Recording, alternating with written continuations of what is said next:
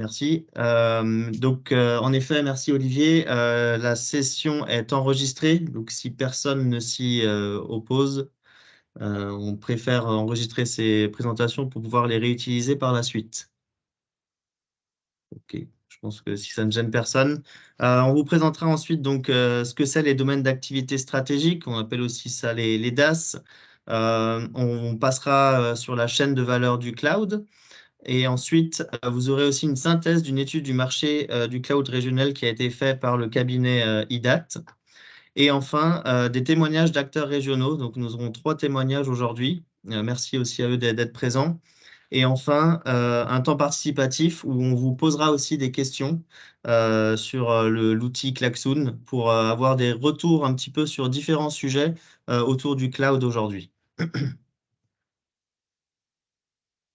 Je vous passe 2 slides sur les respects des règles de déontologie et de concurrence entre toutes les personnes présentes ici aujourd'hui. Je vous laisse prendre connaissance des règles suivantes qui définissent justement la conduite du lancement des DAS.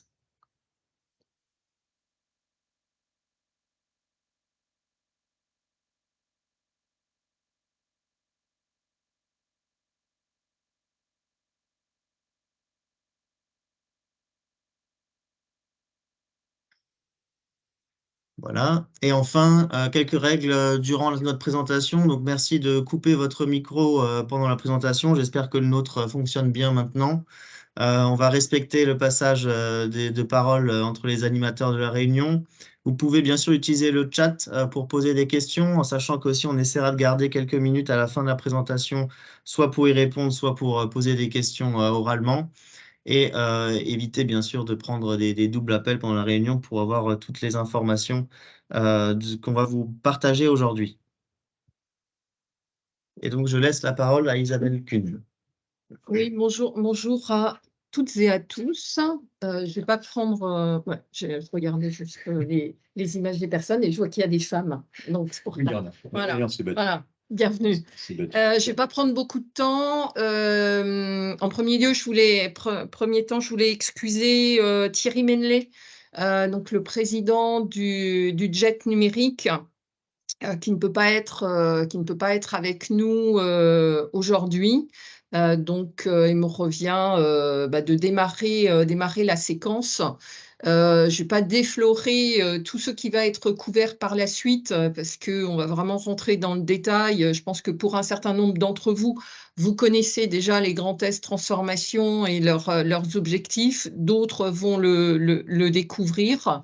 En tout cas, voilà, c'est un dispositif régional qui est au cœur de la politique de la région Grand Est en matière de transformation des entreprises et des organisations du territoire. Nous évoquons aujourd'hui le JET numérique. Ils sont au nombre de 4 au total et vous verrez d'emblée qu'il y a des liens avec les autres JET et notamment le JET industrie pour lequel le numérique joue un rôle important en matière de transformation. On va évoquer avec vous aujourd'hui ce sujet du cloud. Là aussi, je ne rentrerai pas dans le détail parce qu'en particulier, donc Olivier, qui est notre expert sur le sujet, partagera avec vous les éléments relatifs au cloud et la vision qu'on en a et sur laquelle on se propose de travailler avec vous.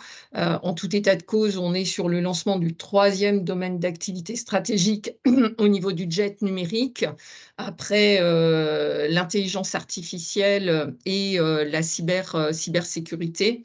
Et il nous reste encore un certain nombre d'actions à mener. Ce qui est important pour nous, c'est vraiment de vous associer et de rentrer dans une phase de travail collectif.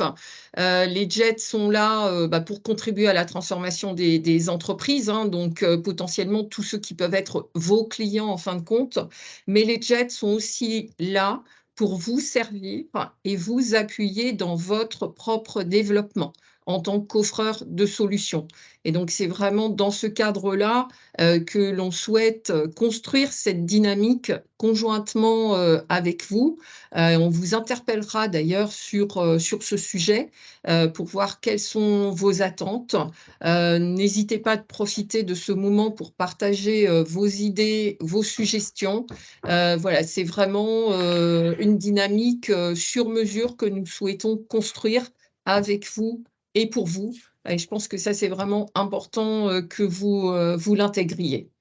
Cette session a été préparée également très étroitement avec nos collègues de la région.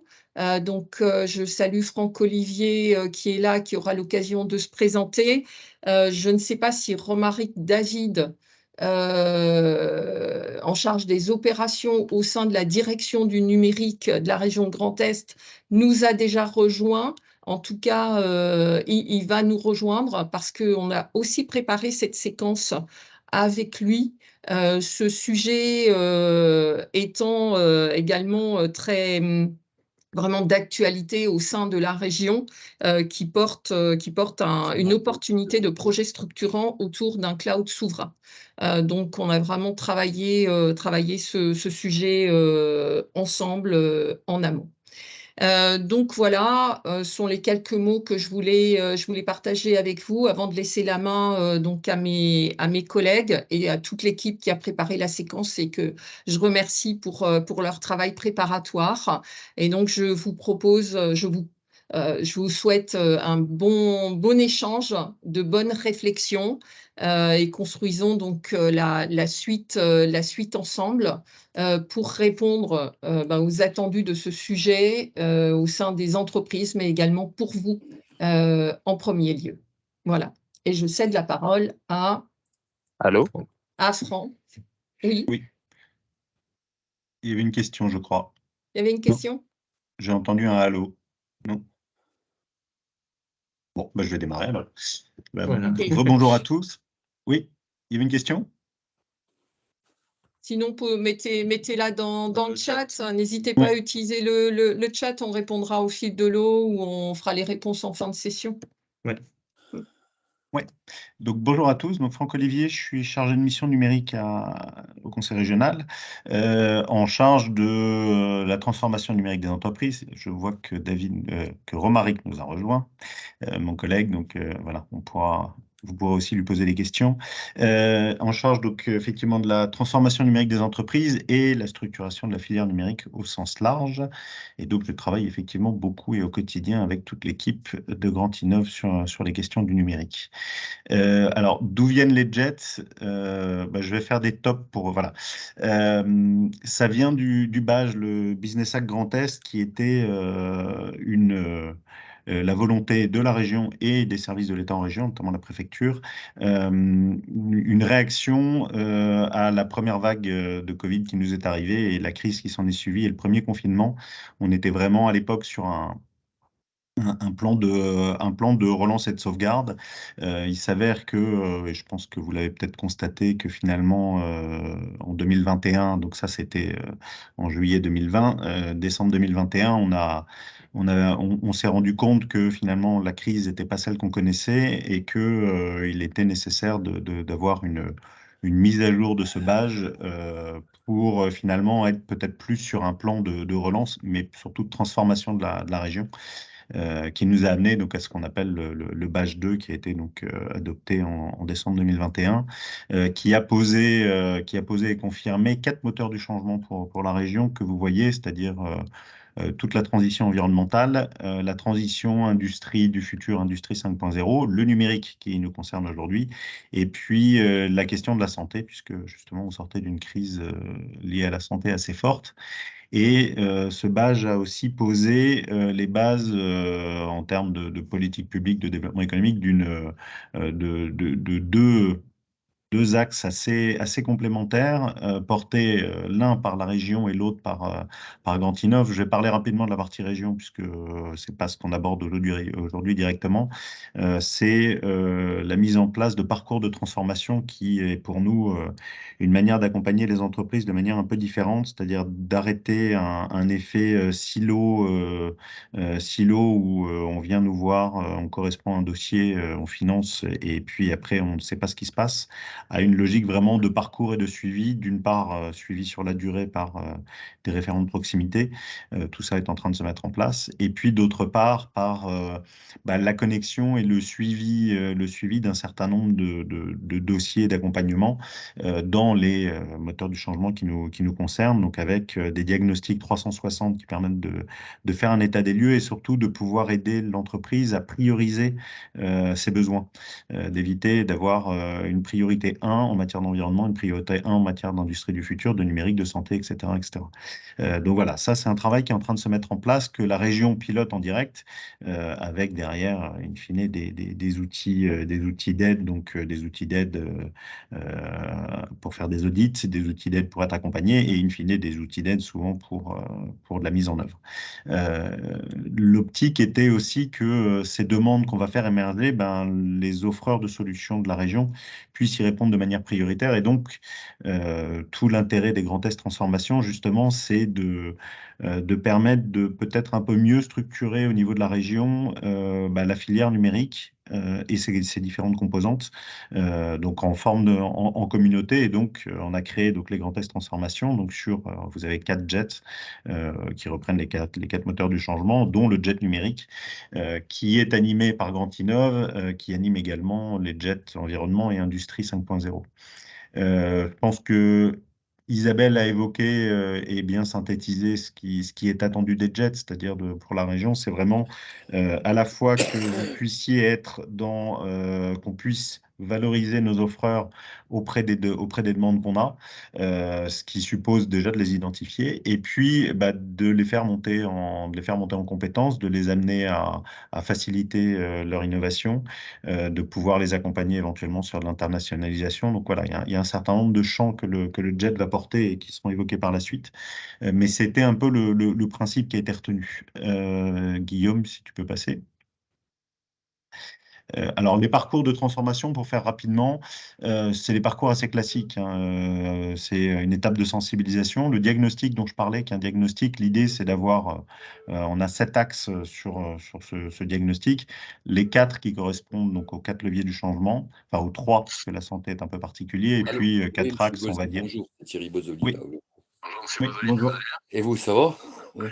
Écoutez, ça va. Monsieur Ouais. Bozzoli, est-ce que vous pouvez fermer votre micro, s'il vous plaît? C'est fou, hein, on court de partout, tous. Voilà, merci. Donc voilà, le diagnostic 360, on a des champs structurants type finance, RH, etc. Mais l'idée, c'est vraiment de pouvoir amener les entreprises vers des modules transformants qui sont des modules dédiés, alors qui sont construits justement en partenariat avec les JETS pour aider à une mise en œuvre. Donc bon, les solutions, comme vous voyez, c'est là où en fait, c'est une première connexion entre les jets et les parcours. C'est l'expertise qui est apportée pour construire ces modules transformants et on y reviendra par la suite. Et puis, évidemment, au bout du compte, quand même, l'idée, c'est quand même que vous, offreurs de solutions, puissiez répondre aux demandes qui émergeront de ces parcours de transformation. En l'occurrence sur le numérique, en l'occurrence sur le cloud. Guillaume?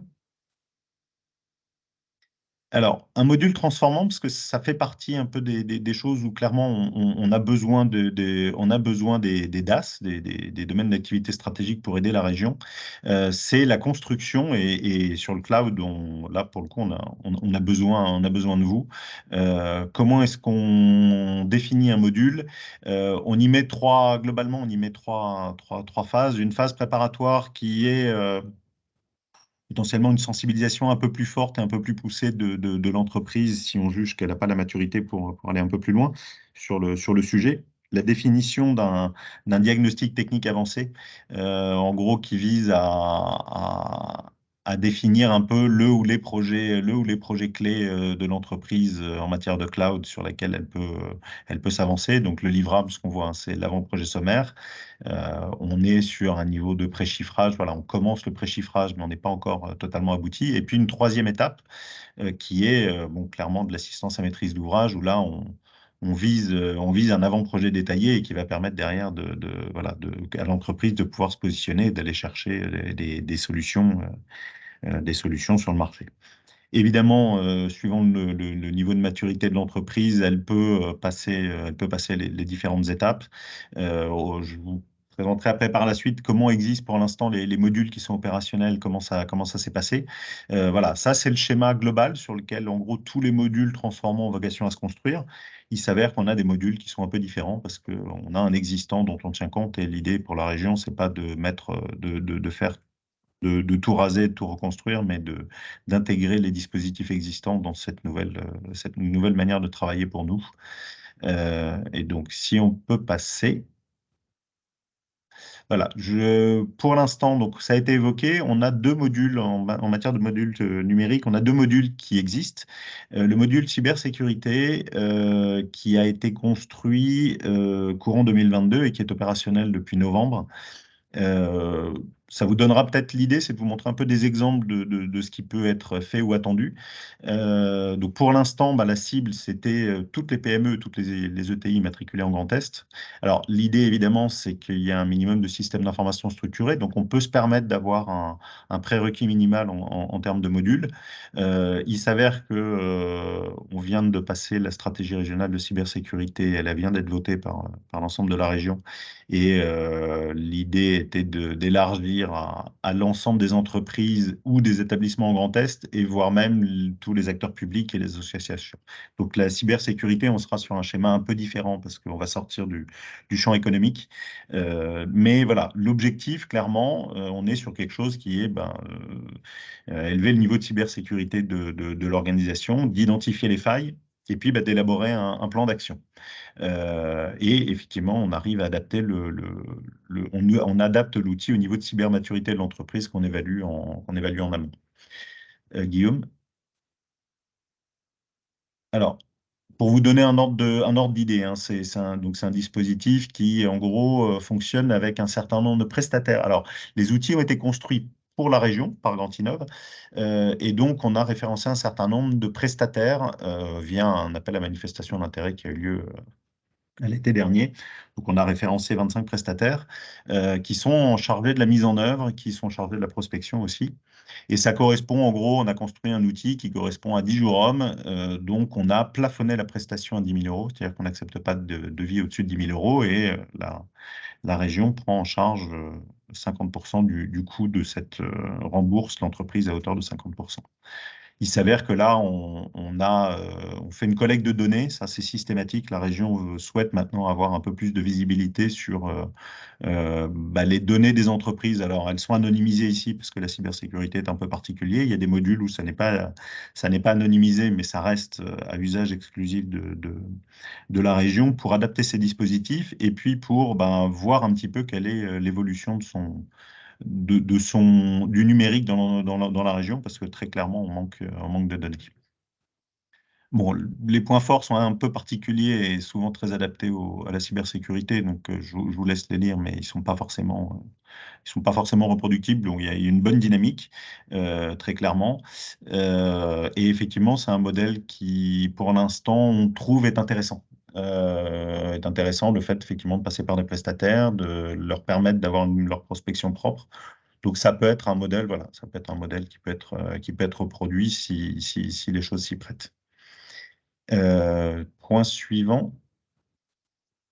Alors, sur l'IA, elle existe depuis elle a été ouverte au mois de mai, donc elle est anticipée. Alors, juste pour info, elle s'intègre en fait dans un plan régional IA qui a été construit et voté en 2019, donc avant la crise Covid, qui visait quand même très clairement, alors là, pareil, toutes les PME et ETI matriculées dans la région, mais évidemment avec quand même un minimum de structuration et de valorisation de ces données. Donc là encore, des prérequis possibles.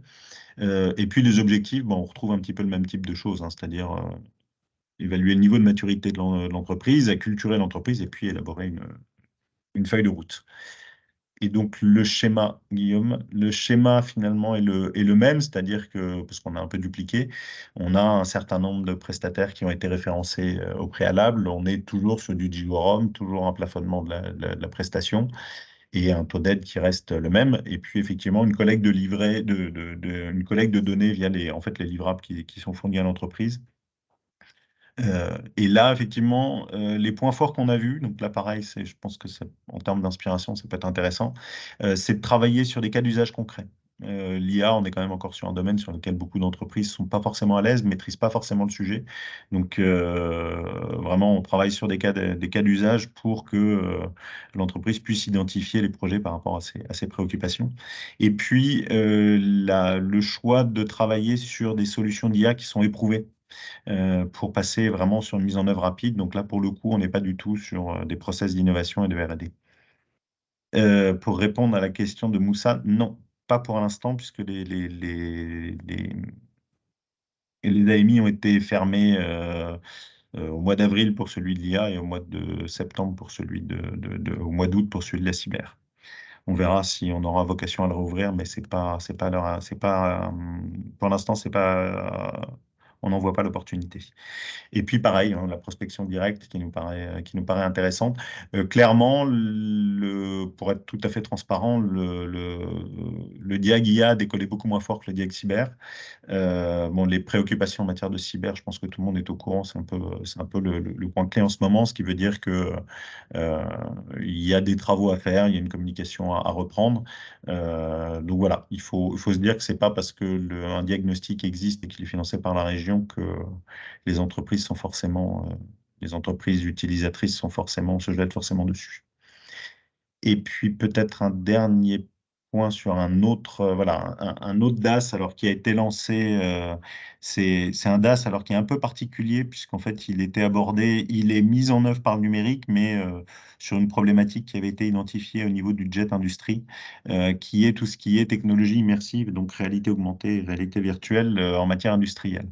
En fait, les bénéficiaires sont pour l'instant à l'heure actuelle beaucoup et en priorité pour nous des acteurs industriels. En tout cas, c'est comme ça qu'on voulait leur donner la priorité, mais il s'avère que les acteurs numériques sont quand même plutôt les offreurs de solutions, d'où le fait que ce soit géré au sein du jet numérique. Là, très clairement, on n'avait pas d'existant. Donc, et en fait, c'est les offreurs de solutions d'accompagnement, qui sont des offreurs de solutions un peu particuliers, qui sont souvent des cabinets conseils et autres, qui se sont définis et qui ont dit qu'ils étaient prêts à travailler sur la construction d'outils, justement, d'outils d'audit et autres. C'est quelque chose qui est vraiment en cours. Et donc, là, on est beaucoup plus dans une co-construction avec les offreurs. Et puis, effectivement, ce qui est attendu de leur part et ce qui sera attendu de la part du DAS Cloud, c'est, en tout cas pour la région, c'est qui est la création d'un référentiel. Pour nous, c'est essentiel. On veut que finalement, les entreprises qui vont porter des projets, en gros, parlent le même langage que les offreurs de solutions qui sont censés y répondre. L'idée étant, à terme, qu'on puisse développer une marketplace qui facilitera les mises en relation. Et puis effectivement, l'idée, c'est aussi évidemment que les offreurs de solutions d'accompagnement qui vont se retrouver en charge des audits, et ça c'est vrai pour tous les DAS et pour tous les parcours et tous les modules, qu'ils aient une très très bonne une très bonne connaissance des offreurs de solutions de la région. Donc c'est là aussi où effectivement il y a un interfaçage fort à faire entre finalement le parcours de transformation et les DAS. Donc là, clairement, les travaux de l'OS, et je pense qu'Olivier pourra préciser, parce que j'avoue que j'ai plus les dates en cours, mais il me semble qu'on a déjà fait 2 ou 3 réunions depuis 2-3 mois. Et donc, c'est un module qui est en cours de construction et finalement, ça pourra aussi servir de modèle ou d'inspiration, peut-être plus que de modèle, mais d'inspiration au DAS Cloud et à ce qu'on en attend, en tout cas pour la partie module du parcours d'accompagnement. Je crois que je vais pas pouvoir repasser la main. Ça marche. Oui. Et je vous laisse la main à l'équipe de Grand Neuf. Super. Merci beaucoup, Franck. Voilà, après cette présentation plutôt sur les parcours, on va rentrer un petit peu plus en détail sur les JET, donc les grands tests transformation, qui sont donc des centres de ressources et d'expertise au service de la transformation des entreprises, comme vous l'avez pu le voir aussi, où ils s'incluent au niveau des parcours. Donc, Franck l'a dit, il existe 4 JET et 3 sont animés aujourd'hui par Grand Innov Plus. Donc, vous avez le numérique qui nous réunit aujourd'hui, l'industrie et l'environnement. Chacun de ces jets contient différents domaines d'activité stratégiques, comme celui qui nous rassemble aujourd'hui, donc le cloud. On vous présentera quand même rapidement les autres DAS du jet numérique par la suite. Donc, ce qui anime vraiment ces centres de ressources et d'expertise, c'est ces 4 missions de base qui sont donc de structurer et de fédérer ces communautés donc autour de ces domaines d'activité stratégiques avec des offreurs de solutions, contribuer à la transformation des entreprises et apporter des expertises, qu'elles soient internes ou externes. Ensuite, anticiper les besoins de demain, surtout au niveau des compétences et aussi des talents. Et enfin, la dernière mission est de faire rayonner la région. Donc, c'est vraiment rendre visible la région et pouvoir attirer des nouveaux, alors soit des offreurs, soit directement aussi des talents. Et en plus, je rajouterais que dans le cas particulier du jet numérique, il est aussi important d'inclure une démarche de numérique responsable. Donc, pour tous les DAS, bien que ce soit aussi un DAS spécifique, pour tous les DAS et toutes les feuilles de route et les solutions qui sont proposées, il est important d'inclure vraiment cette démarche aussi de numérique responsable qui est vraiment important aussi à nos yeux et à ceux de la région. Donc, je passe rapidement là-dessus, mais donc c'est vraiment la partie structuration pour le jet numérique et de renforcement de l'offre au niveau de la région, qu'elle soit mature, innovante et aussi au meilleur état de l'art. Donc, c'est pour ça aussi qu'il est important de créer cet écosystème pour vraiment se travailler ensemble et rester compétitif. Le jet numérique permet d'accompagner les offreurs sur différents points dans leur développement, que ce soit commercial, technologique, organisationnel ou même financier. Donc, pour le bon fonctionnement de cette communauté, il faut la structurer et surtout bien définir aussi qui en fait partie. Donc ça passe par une première étape de référencement qui peut se faire donc sur différents types d'offreurs. Franck en a mentionné déjà quelques-uns. Donc, vous avez d'abord les offreurs de solutions technologiques et aussi les offreurs de formation ou des offreurs qui peuvent venir aussi d'universités, donc surtout au niveau des laboratoires des universités de nos régions. Et eux œuvrent vraiment sur la mise en œuvre des transformations. Donc, c'est la dernière étape du parcours. Et vous avez une deuxième catégorie d'offreurs qui sont dits d'accompagnement, qui eux interviennent sur les modules transformants. Donc, c'était la troisième étape du parcours présenté avant et qui permettent vraiment ce référentiel entre offreurs et demandeurs. Donc maintenant, il s'agit donc vraiment de vous connaître, hein. C'est aussi pour ça qu'on crée ce lancement de DAS avec, on essaie d'avoir le plus d'acteurs possible et on essaie aussi de vous connaître le mieux possible pour avoir une vision totale de l'offre régionale. Donc c'est un travail qui est fait en collaboration entre la région, avec Grand Innov Plus et aussi avec les agences de développement économique de la région. Ceci passe aussi par la mise en place de différents outils pour faciliter la visibilité et le rayonnement des offreurs. Et d'ailleurs, on vous présentera quelques-uns de ces outils dans cette présentation un peu plus tard.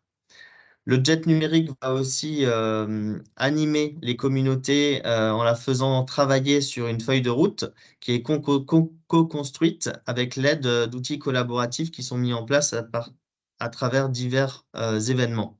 Donc ça, on vous présentera aussi un petit peu comment est-ce qu'on va structurer le DAS par la suite.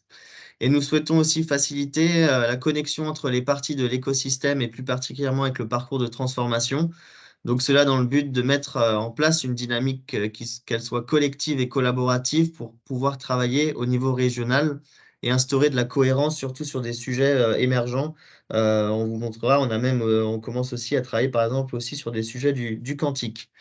Enfin, cette structuration passe aussi par de l'accompagnement et le suivi par des référents, ainsi que l'utilisation de différents outils, donc comme les DIAG ou les diagnostics qui vous ont été présentés par Franck, et des programmes d'excellence. Donc maintenant, je vais passer vraiment plus dans le détail du jet numérique et des domaines d'activité stratégiques qui nous rassemblent aujourd'hui. Donc ce sont vraiment des véritables think tanks qui réunissent des experts du domaine afin de s'assurer que les missions du jet soient toujours alignées avec la réalité de la technologie, des usages, mais également pour vraiment garder la longueur d'avance sur l'état de l'art et, comme je disais avant, essayer de rester le plus compétitif possible. Cela se fait donc selon différentes missions, mais surtout par la construction, la mise en application et le maintien de feuilles de route sur les différents thèmes des domaines d'activité stratégiques.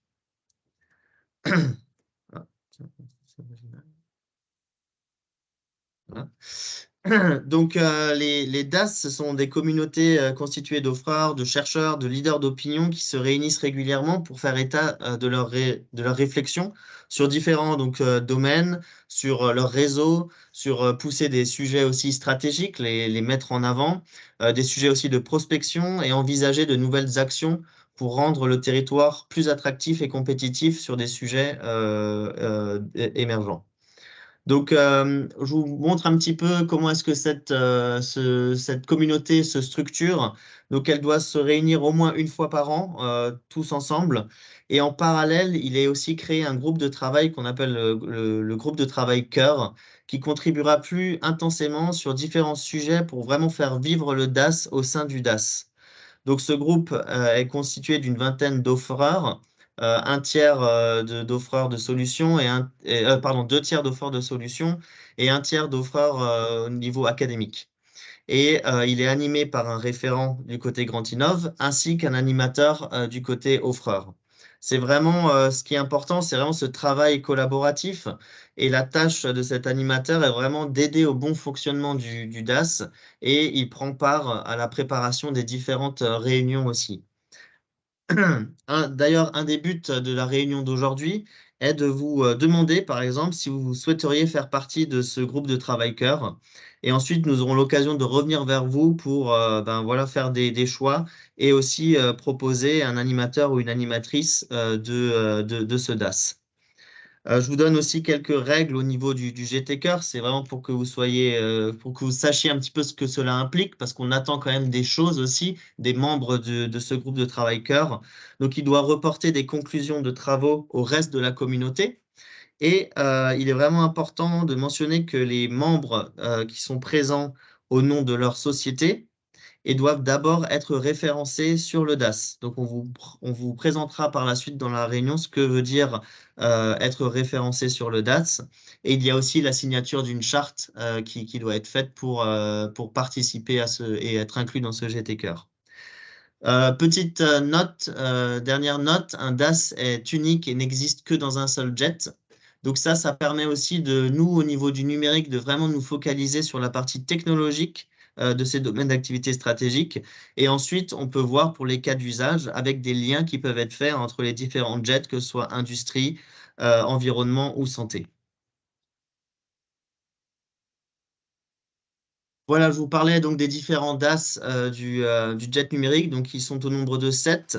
L'intelligence artificielle et la cybersécurité sont ceux qui étaient déjà lancés, comme a pu le dire Isabelle, et aujourd'hui nous lançons le cloud. De l'autre côté, ensuite, vous avez aussi les technologies immersives avec tout ce qui est réalité augmentée, réalité virtuelle. Vous avez la modernisation des infrastructures et des usages IT. Et un DAS aussi qui s'appelle Technologie émergente, qui inclut tout ce qui est autour du monde du quantique, de la 5G et du Web 3. Et enfin, comme je vous le disais, nous avons un DAS numérique responsable. On le voit, il est présenté comme un DAS, mais il est aussi important qu'il immerge vraiment les autres DAS pour que toutes les solutions choisies et les offreurs présents dans ces DAS appliquent les règles aussi du numérique responsable.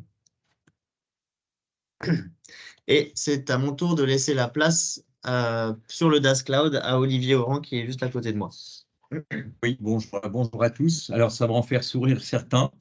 parce qu'il y en a plusieurs qui sont situés dans la Réunion aujourd'hui, qui savent qu'en 97-98, quand on commençait à se connecter sur Internet, on le faisait avec soit un accès à un modem RNIS ou à un modem RTC, et qu'on avait des débits relativement limités, des contenus très limités, mais on commençait déjà à avoir des accès à Internet. Et vous commenciez, messieurs, mesdames, à fournir des services, des applications, des contenus, et puis pour certains d'entre vous aussi, la capacité à faire de l'hébergement. Donc, il y a eu les premières offres d'hébergement qui sont nées dans la région. Force est de constater que certains d'entre vous, il y a eu des concentrations, d'autres sont toujours là et c'est un grand plaisir de les avoir. Néanmoins, moi, il y a quelque chose qui me frustre, c'est qu'aujourd'hui, sur ces activités liées au cloud ou les clouds de façon générale, on sait qu'on a plus de 75% qui part chez les hyperscalers, que sont les principaux GAFAM. On a un champion qui est présent, un champion français dont le siège n'est pas dans la région Grand Est, qui est OVH, qui sort un tout petit peu du lot. Et puis néanmoins, derrière, il y en a d'autres champions régionaux que je tiens à saluer. On va leur laisser un tout petit peu, un peu plus tard, on va vous en faire découvrir 3. Mais ce qui était le plus important pour nous, c'était d'identifier cette chaîne de valeur du cloud sur laquelle on a travaillé pour permettre à chacun d'entre vous d'avoir sa position et pourquoi on souhaitait vous challenger. Je vais revenir sur l'ambition à la base. On se connaît pour la plupart d'entre vous tous personnellement.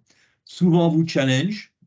Quand on travaille sur le numérique aujourd'hui, pendant ces 20 dernières années, on a eu tendance à travailler sur un seul segment qui était nos clients de proximité. Aujourd'hui, l'ambition, grâce au numérique, c'est d'attaquer le monde. Il faut être très ambitieux. C'est pour ça que quand on se dit, tiens, tout seul, on attaque la région Grand Est, mais quand on est tous ensemble, on peut attaquer le monde. Et là, vous verrez que ceux qui sont autour de la table, qui pouvaient se voir en tant que concurrents ou confrères, maintenant, ils peuvent se voir en partenaire en disant comment on peut répondre à ces projets. Donc, je vous propose de rentrer sur une chaîne de valeur du cloud que l'on a co-construit avec les équipes de la région et qui reste à challenger. C'est ça le point important. On est vraiment à l'écoute de pouvoir échanger avec vous. On a travaillé donc sur un certain nombre de briques. La première qui était le fait de travailler sur le data center et les outils de management des data centers. Donc, on va dire une brique relativement sèche qu'ils appellent l'hébergement, mettre à disposition donc des salles blanches dans un data center, colocation, mètres carrés, blé. Donc certains d'entre vous l'ont fait et on fait ça de façon exceptionnelle de nombreuses années, puis continuent à grandir et certains d'entre vous ouvrent des nouveaux data centers en propre. Je me suis permis, vous voyez en haut sur cette chaîne de valeur, il y a marqué sur hébergement et sur énergie juste à côté une double couleur. On a un vrai enjeu sur l'impact énergétique de ce domaine-là, d'où les challenges transverses qui font que les acteurs du cloud vraiment impliqués sur ces deux éléments-là vont être intégrés au JET environnement en parallèle. Donc là, sur la partie énergie, on était vraiment clairement sur toutes les innovations que vous souhaitez utiliser pour gérer ces équipements, produire l'énergie, l'air, l'eau et les outils d'hypervision. Donc il y a des acteurs très très forts dans la région sur ces thématiques-là. Et je vois que vous continuez tous à innover. On a un certain nombre de data centers dont on parle de classe aujourd'hui, les tiers 3. Donc, il y a des grosses discussions sur comment est-ce qu'on classe un data center aujourd'hui. Tier 3, on va bientôt avoir des data centers tier 4 dans la région et c'est une grande fierté. Mais il faut que tout le monde soit tiré vers le haut pour pouvoir y arriver. Voilà. On va bien sûr s'adosser sur des sujets liés aux télécoms, mais on va le voir que beaucoup d'entre vous avaient créé des services et des usages et des outils pour pouvoir fournir un service complet qui intègre le raccordement en fibre optique, des usages liés au WDM. On a parlé de 5G tout à l'heure à venir. Ouais, mais effectivement, la 5G va nous permettre de connecter des entreprises qui le sont mal aujourd'hui en fibre. Et surtout, on en a parlé, faire des technologies immersives en 5G, ça sera quelque chose qui sera bluffant là où, dans certains cas, il y a des limitations technologiques. Voilà, on va travailler bien sûr sur la conception et l'intégration physique dans les services du cloud, donc tout ce qui est lié aux équipements actifs, les serveurs, tout ce qui est lié au bête stockage. Donc on a des acteurs exceptionnels. Je fais exprès de ne pas nommer de nom, m'en voulez pas, certains se reconnaîtront, mais on est très, très, très fiers de vous avoir et de vous embarquer dans ce domaine d'activité stratégique. Ensuite, on va rentrer effectivement dans le cœur des services fournis par certains d'entre vous, qui sont donc les environnements d'infrastructure as a service. Donc clairement, comment on les conçoit, comment on les déploie, comment on les exploite, dans quel environnement. Donc ça concerne les hyperviseurs, ça concerne toute la partie VM. Voilà. C'est les infrastructures de type IaaS. Certains sont positionnés que sur ces segments de marché-là. On va un petit peu plus loin dans la chaîne de valeur sur les environnements avec les plateformes as a service et toute l'orchestration qui va avec, que l'on ne néglige pas. On voit que c'est un des leviers importants aujourd'hui sur certains hyperscalers. Pourquoi aujourd'hui est-ce que certains des offreurs de solutions, de services qui sont des solutions en mode SaaS sont hébergés chez d'autres que des acteurs régionaux, on va se challenger là-dessus en disant comment est-ce qu'on peut être meilleur. Donc là, sur cette partie-là, on sait aujourd'hui qu'on va rentrer sur les containers, sur le HPC, et aujourd'hui, n'importe quelle une application n'est pas aujourd'hui portable dans un environnement de type Kubernetes, ça c'est clair. Voilà. Je vais arriver sur la dernière brique qui pour moi me semble aussi importante, puisque aujourd'hui le cloud, c'est la capacité que vous avez à fournir des services. Alors, on a fait exprès de laisser ces applications en mode manager pour pouvoir développer, déployer et faire évoluer vos logiciels en mode service. D'accord ? Beaucoup d'entre vous actez sans le savoir sur la transformation des entreprises.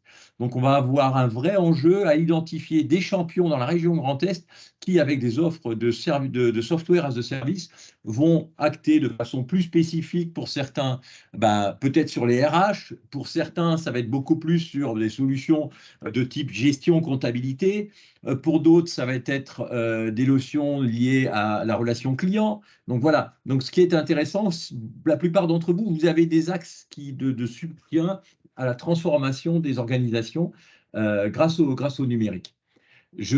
Voilà, on a parlé de CRM, d'emailing, d'aspects collaboratifs, de solutions de backup, de SIG. Il y a un sujet quand même important, vous le voyez de façon transverse, il y a une belle flèche orange en plein milieu qui est liée à la sécurité. Alors, on a mis exprès de faire sécurité, on aurait pu écrire cybersécurité. Notre enjeu, c'est de vous challenger sur la totalité de la chaîne de valeur. Il faut qu'on soit, de ce point de vue-là, inattaquable pour l'ensemble des entreprises clientes que vous pouvez avoir derrière. Donc, on va vous challenger finalement d'une certaine manière. On a parlé des diagnostics cyber tout à l'heure. Je pense que certains vont concerner, y compris les offreurs de solutions présents aujourd'hui. Voilà. Ce que je vous propose de vous donner de la visibilité, je vais laisser la main maintenant à Guillaume sur la partie acteur du cloud. Où êtes-vous?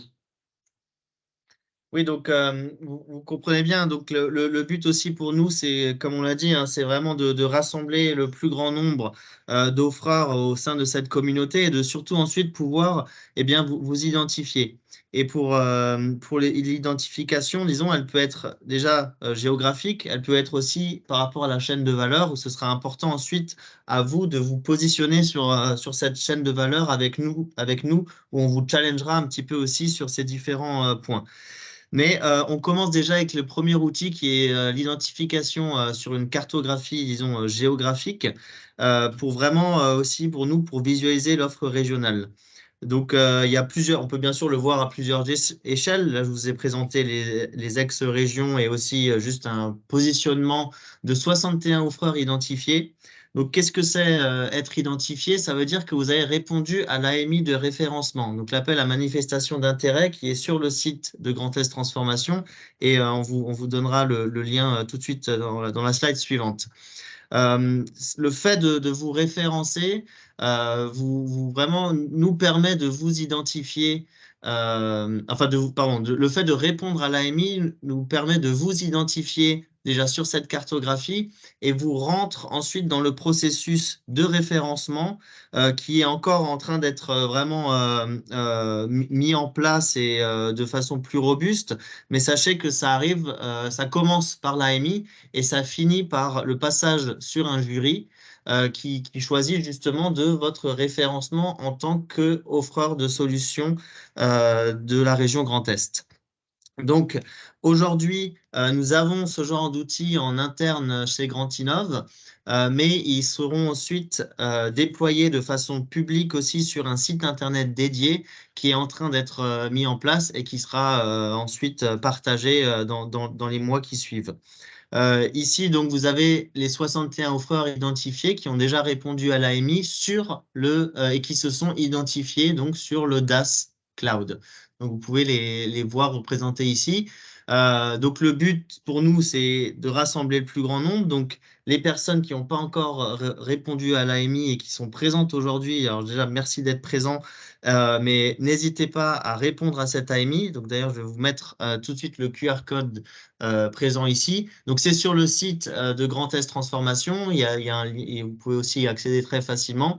Sinon, utilisez le QR code. Et vraiment, donc, c'est important pour nous de pouvoir ensuite vous mettre en visibilité. C'est aussi le point d'entrée pour le processus de référencement. Et une fois que vous êtes référencé en tant qu'offreur de solution, eh ben, qu'est-ce que vous avez en contrepartie? Eh bien, c'est en fin de compte la première chose, cette mise en visibilité. Et la deuxième, c'est surtout la connexion avec les parcours de transformation qui vous ont été présentés avant et vraiment de vous inclure dans le référentiel offreur-demandeur, donc les entreprises qui demandent et qui veulent mettre en place, mettre en œuvre des transformations au niveau numérique. Ensuite, grâce à ce référencement, vous êtes dans le référentiel et on peut vraiment faire le lien avec les offres et les solutions par rapport justement à ces demandes de mise en œuvre de transformation par les parcours. Donc, voilà un petit peu les différents aspects sur rejoignez donc notre communauté Grand Est Transformation. Vous verrez, l'AMI est pas très long et il permet vraiment de vous identifier de notre côté et surtout de lancer votre processus de référencement. Donc, on va continuer. On va passer. Pardon ? Guillaume, Oui. on peut peut-être juste donner quelques précisions quand même sur des critères qui ont été entérinés suite au premier jury, jury auquel participe la région Grand Est et l'État. Je crois qu'on peut saluer Franck Serre de l'ADRETS qui représente l'État autour du Teams. Voilà, vous donner quelques éléments, néanmoins pour qu'il n'y ait pas de surprise. On parle bien d'offreurs de la région Grand Est. Donc ça veut dire que pour nous, pour être éligible et être présenté au jury, il vous faut disposer d'un SIRET en région Grand Est. Donc on sait qu'il y a des structures nationales présentes sur notre territoire et vous êtes bien entendu les bienvenus et nous souhaitons travailler avec vous. Mais dans ce cadre-là, pensez à bien préciser le SIRET de votre établissement en région. Par ailleurs, pour des structures plus petites qui n'ont pas forcément leur siège non plus en région, mais qui se développent, on demande qu'il y ait une présence de personnel technique en Grand Est capable d'intervenir dans le cadre de la mise en œuvre de solutions. C'est important pour nous, puisque l'idée, c'est vraiment d'assurer votre développement en région Grand Est. Donc, développement en région Grand Est, ça veut dire aussi développement d'emploi, au-delà du chiffre d'affaires, et donc pas uniquement de la représentation technique. Et bien entendu, on vous demandera un engagement en termes de situation financière. On ne va pas vous demander de nous remettre des bilans et autres, mais un engagement sur l'honneur par rapport à l'absence de procédure collective, de plan de restructuration, voilà, des données classiques en lien avec des actions dans le domaine public. Et enfin, Du côté des startups, là aussi, petite précision, l'objectif aujourd'hui est d'embarquer les startups qui ont un degré de maturité minimum. Donc autrement dit, voilà, qui sont plutôt au niveau d'une accélération et donc sont capables de mettre en avant des premières actions en termes de business. Voilà. Et tout ça va être vraisemblablement complété au fil de l'eau. Hein. On est quand même encore dans une phase, même si là on déploie, il y a un côté beaucoup plus industriel. Hein. L'année 2022 a été l'année de la conception, de l'expérimentation. On avance aussi au fil de l'eau et plus on va avancer, plus on va être regardant sur les sujets de souveraineté et également par la suite d'analyse d'impact sur le territoire. Mais à court terme, retenez vraiment SIRET en région Grand Est, présence de personnel technique et engagement quant à votre situation financière. Voilà, je crois qu'il y avait une question dans le chat. Une fois passé l'identification, à quoi cela nous engage-t-il? Quand vous passez l'identification, je ne sais pas qu'est-ce que vous entendez par là.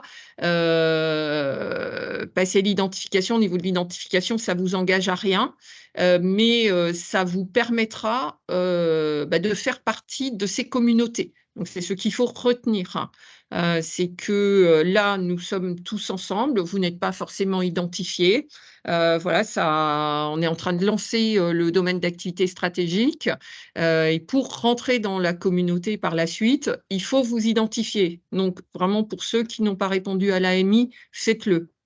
Ça ne vous engage à rien d'autre. Si on va un petit peu plus loin sur la partie référencement, l'engagement en tant que tel, il n'y en a pas. La seule chose, on va vous demander de signer une charte. Donc, elle n'est pas complètement arrêtée, mais forcément, dans cette charte, il y aura des aspects déontologiques en particulier. Donc, ça vous engagera à respecter ce qui sera écrit dans cette charte. Nous, par contre, on est en train de travailler sur la proposition de valeur. Pourquoi vous référencer? Donc, Guillaume l'a précisé, c'est quand vous êtes référencé que vous pourrez être mis en contact avec les entreprises qui ont des projets de transformation, donc issus du parcours, hein, les 2 piliers qu'a présenté Franck en début de séquence. Mais ça va également vous permettre, si vous le souhaitez, d'intégrer le groupe cœur, donc d'être vraiment dans le réacteur des réflexions autour du cloud en région Grand Est. Et le 3e point, ça va vous permettre également d'être embarqué dans un certain nombre d'actions. Je prends pour preuve celle qu'on a lancée cette année dans le cadre de l'événement 360 qui aura lieu les 22 et 23 juin. Notez la date dans votre agenda. L'événement majeur au niveau de la région Grand Est et qui incarne la politique régionale, notamment autour de ces 4 piliers de transformation. Il y a l'opportunité de mettre en lumière 120 offreurs de la région Grand Est, 40 en lien direct avec les 4 piliers de transformation. Cette possibilité est offerte uniquement aux offreurs qui sont identifiés cette année, parce qu'on n'est pas suffisamment avancé pour travailler uniquement au niveau des acteurs référencés. Mais par la suite, notre objectif est vraiment de proposer des services de ce type-là aux acteurs référencés exclusivement.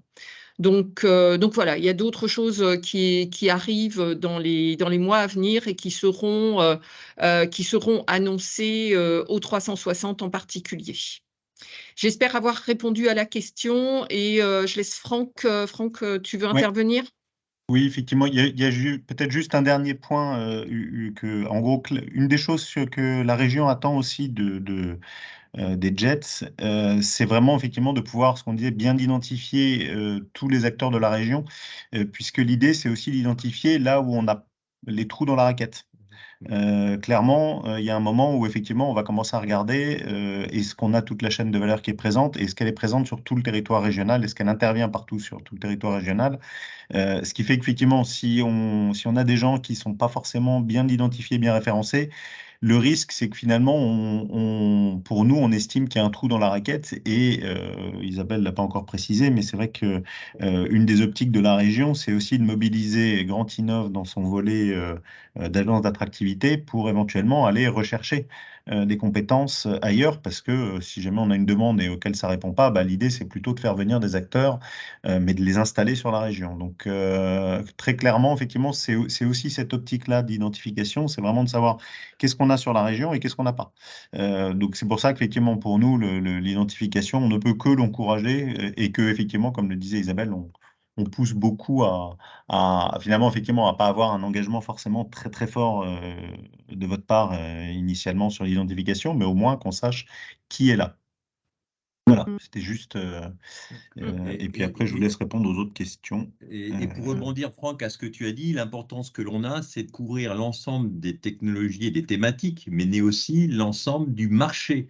Aujourd'hui, je tiens à remercier, il y avait des gens que j'ai rencontrés la semaine dernière au FIC à Lille, qui sont des experts de la cybersécurité dédiés aux PME, PMI.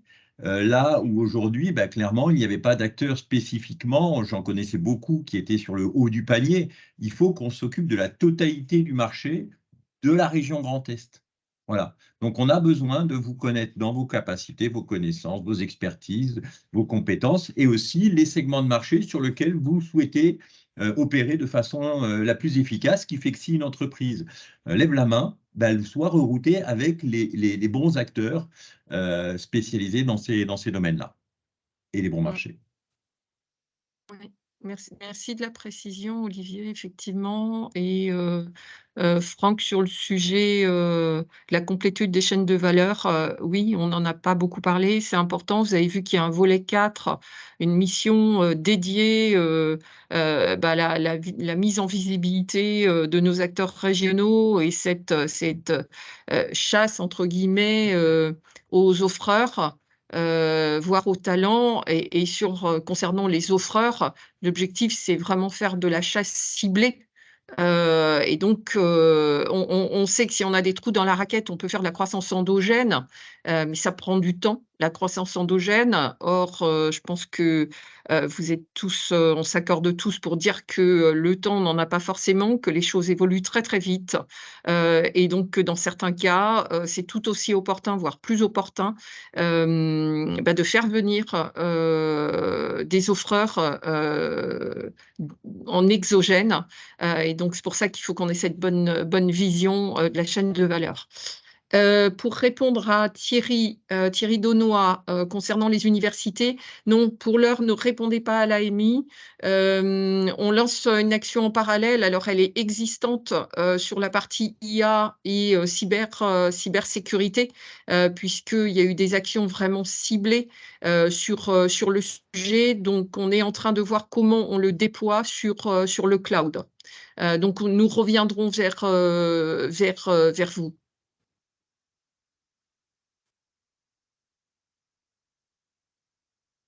OK. Très bien. Merci à tous. On va avancer. On avance, oui. Allez. Oui, on va vous proposer en fait de faire un retour sur un cabinet qui nous a accompagnés sur l'étude d'opportunité concernant les offres et les besoins en matière de data center et de services cloud au sein de la région Grand Est. Vous voyez, donc c'est une action qui a été faite et structurée avec le cabinet IDAT que je vais vous proposer et qui ensuite nous ont commencé à travailler sur un certain nombre de recommandations en disant, tiens, si on devait faire une feuille de route, où est-ce que l'on va? Donc, ce qu'on se permettait de faire, c'est de partager avec vous un certain nombre d'éléments en sachant que bah, l'activité du DaaS Cloud, ça va être de co-construire avec vous cette fameuse feuille de route. Donc, il y a déjà des pistes et vous allez voir qu'on va vous demander de pouvoir les challenger.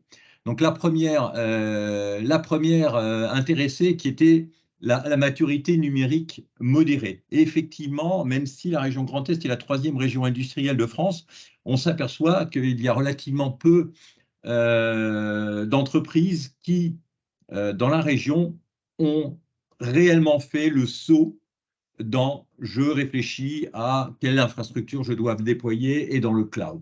Donc, c'est ça qui est important pour les grandes entreprises. Cette solution est devenue évidente. Pour le secteur public, pas du tout. Voilà. Donc, c'est vraiment un des vrais enjeux de l'analyse de l'étude qui a été faite. Et de savoir que les collectivités de taille moyenne et grande, elles optent souvent pour l'internalisation de leur SI. Et les comités de communes et les plus petites communes elles-mêmes, elles, au contraire, commencent à se dire, oui, ben, finalement, on s'aperçoit qu'ayant des outils accessibles à l'extérieur, c'est peut-être plus simple que d'avoir nos propres outils internes. On a le vrai focus sur la souveraineté et la sécurité. Donc là, le point, c'est pour ça que vous avez bien compris tout à l'heure la vision transverse de la sécurité sur l'ensemble de la chaîne de valeur, quels que soient les métiers qui sont activés. Et sans jeter la pierre à nos amis d'OVH, on a vu qu'un incident nécessite aujourd'hui d'avoir des attentes de garantie fortes. En général d'ailleurs sur lesquels nos confrères et concurrents américains jouent beaucoup. Il n'y a aucune raison que les acteurs de la région Grand Est ne soient pas à leur niveau en termes de disponibilité. Néanmoins, ce qui est intéressant, c'est le contexte qui est très favorable aujourd'hui par rapport au cloud. Donc vous avez vu, hein, il y a eu un certain nombre d'annonces concernant la stratégie nationale et la progression du parc applicatif en mode SaaS. Le fait de pouvoir avoir des solutions d'hébergement de toutes les façons possibles et imaginables, que ce soit de l'hébergement uniquement en mètres carrés, mais pour aller sur des services dits de sauvegarde qui sont les premiers, et la disponibilité grâce aux outils de travail, de télétravail, ben, l'intérêt de les sortir de solutions on-premise. Point important aussi, la partie aspect énergétique, hein, on l'a bien vu. Il y a aujourd'hui des matrices financières qui permettent de justifier que c'est plus intéressant, ne serait-ce que d'un point de vue énergétique, d'héberger un certain nombre de vos données et vos serveurs dans des data centers dédiés à ça, qui sont extrêmement optimisés, au lieu que de garder des salles informatiques en propre. Voilà. Après, on a un sujet clairement sur les ressources, les compétences pour pouvoir exploiter, habiliter ces infrastructures. Donc, nous en voulez pas, on va avoir un vrai sujet dans la partie interactive vis-à-vis de vos attentes sur les compétences et les ressources. OK? Donc, nos attentes, vous avez bien vu, c'est une offre de service cloud sur toute la chaîne de valeur à forte valeur ajoutée, pas seulement sur la partie hébergement et location. Donc, je vais aller relativement vite parce qu'il y a une étude d'opportunité qui est faite. La région n'est pas suréquipée aujourd'hui en data center. D'ailleurs, en termes de nombre et de calcul, les 7 acteurs officiellement reconnus ont certains de la place, mais il y a encore d'autres opportunités pour pouvoir en créer. Les études ont été faites, hein, cette étude a été faite en interrogeant des industriels, des acteurs actuels du cloud. Néanmoins, il sort un focus je vais prendre quelques réserves, mais le point important qui est une réflexion au sein de la région Grand Est, je ne sais pas si Romaric David voudra compléter mon propos sur le fait d'avoir une réflexion de créer un data center sur un data center régional souverain. Voilà, donc il y a une étude d'opportunité.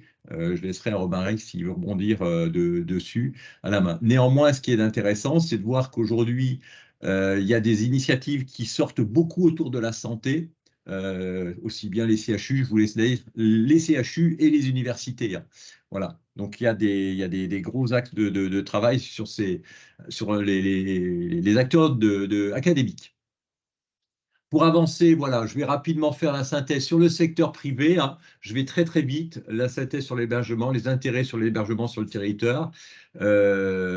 Clairement, nous sommes challengés sur les conditions que l'offre soit à la hauteur en termes de performance et de prix.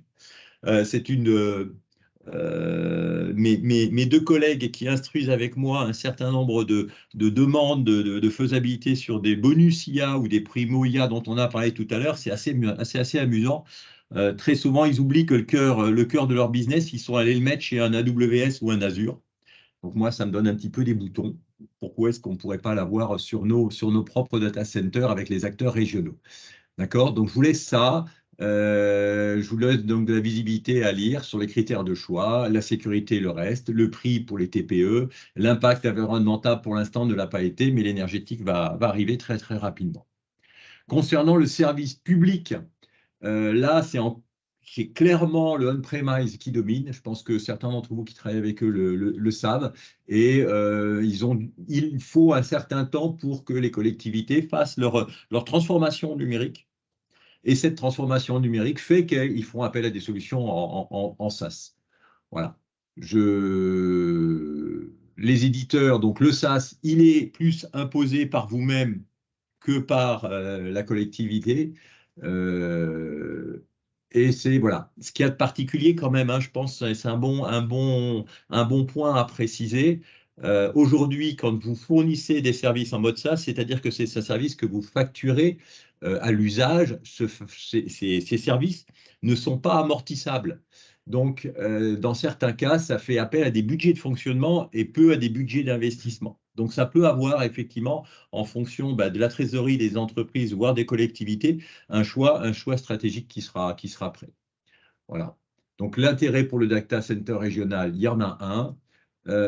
Et pour finir sur les critères de choix, la souveraineté, la sécurité, la performance, l'impact, le tarif compétitif, et puis une petite conclusion sympa, le meilleur au meilleur coût.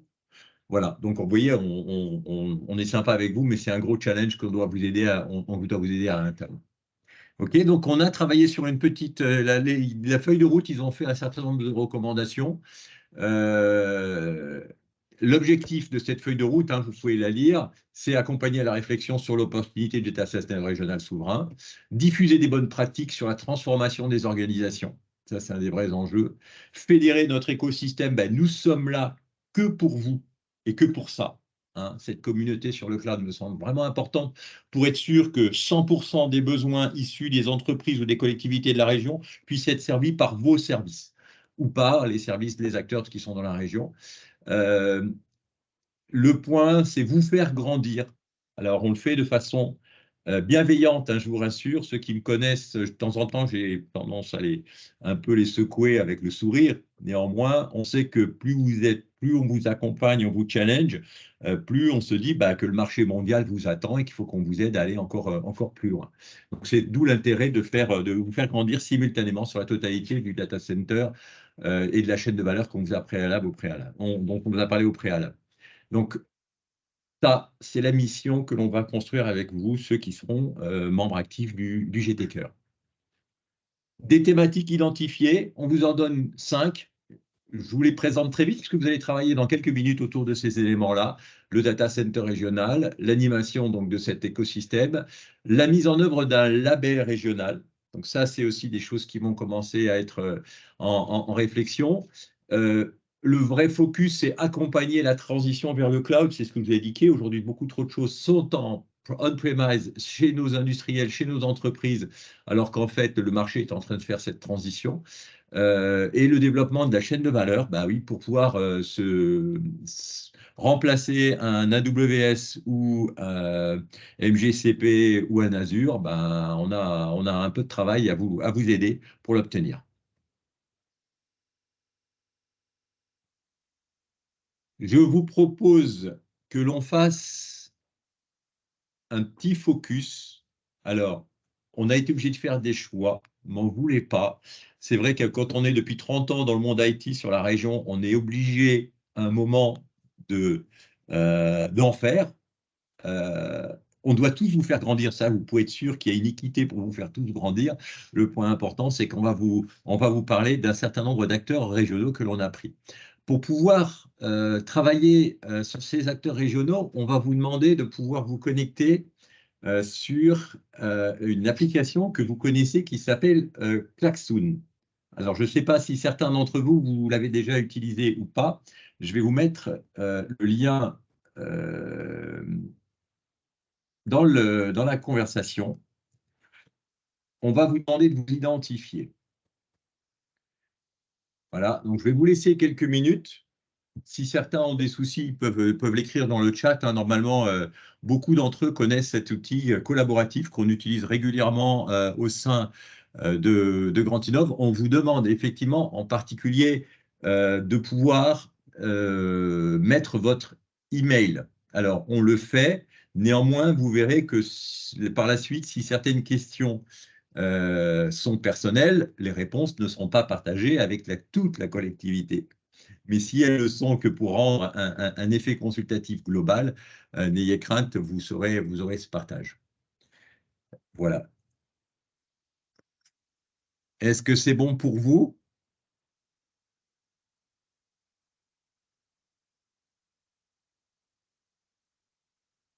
J'ai 18 personnes connectées pour l'instant. Alors, je vais vous demander de ne répondre qu'à une seule question. C'est là le côté un peu amusant. La première va être un test. Alors, qu'est-ce qui se passe, Frédéric? Oui, c'est moi qui ai mis l'activité en pause, Frédéric. Je vous connais tous. Je vous connais par cœur. C'est pour ça qu'on est heureux de vous avoir. Mais si je vous l'ouvre, je sais que vous allez me faire les 17 en 2 minutes. OK? Non, là, je vais faire exprès de vous ouvrir que la première. On va vous poser juste la première question. Parce que la première question va permettre d'introduire le premier témoignage de quelqu'un à qui on va donner la parole, effectivement, et qui m'a dit quelque chose de génial. C'est donc je vais vous ouvrir l'activité, je vais vous la reprendre. Et concernant donc cette première question, vous allez la voir apparaître, je pense, pour ceux qui l'a lancée. Quels sont ceux d'entre vous qui avaient déjà entendu parler d'une aide de la région qui cède. Pardon? Philippe, tu n'arrives pas à te connecter avec un login password? Ben, Il le passeport, va vous demander juste le de créer passeport, le tu mets compte. quoi? Tu mets quoi Pardon? sur le passeport? Tu mets quoi sur le passeport d'Olivier? Il faut juste que vous en créez un une fois. Moi, D'accord. j'ai pas besoin. Voilà, aujourd'hui, c'est juste d'en créer un pour pouvoir le faire. D'accord? Et pourquoi je voulais essayer de poser cette question vous concernant sur le. Voilà, pourquoi vous concernant ce dispositif, cette aide à la première R&D? Parce que finalement, cette aide qui est instruite par une personne que très peu d'entre vous ne voient, a donné un grand coup de main à l'entreprise qu'on va vous présenter. Et je vais lui laisser ensuite la parole après quelques minutes d'animation.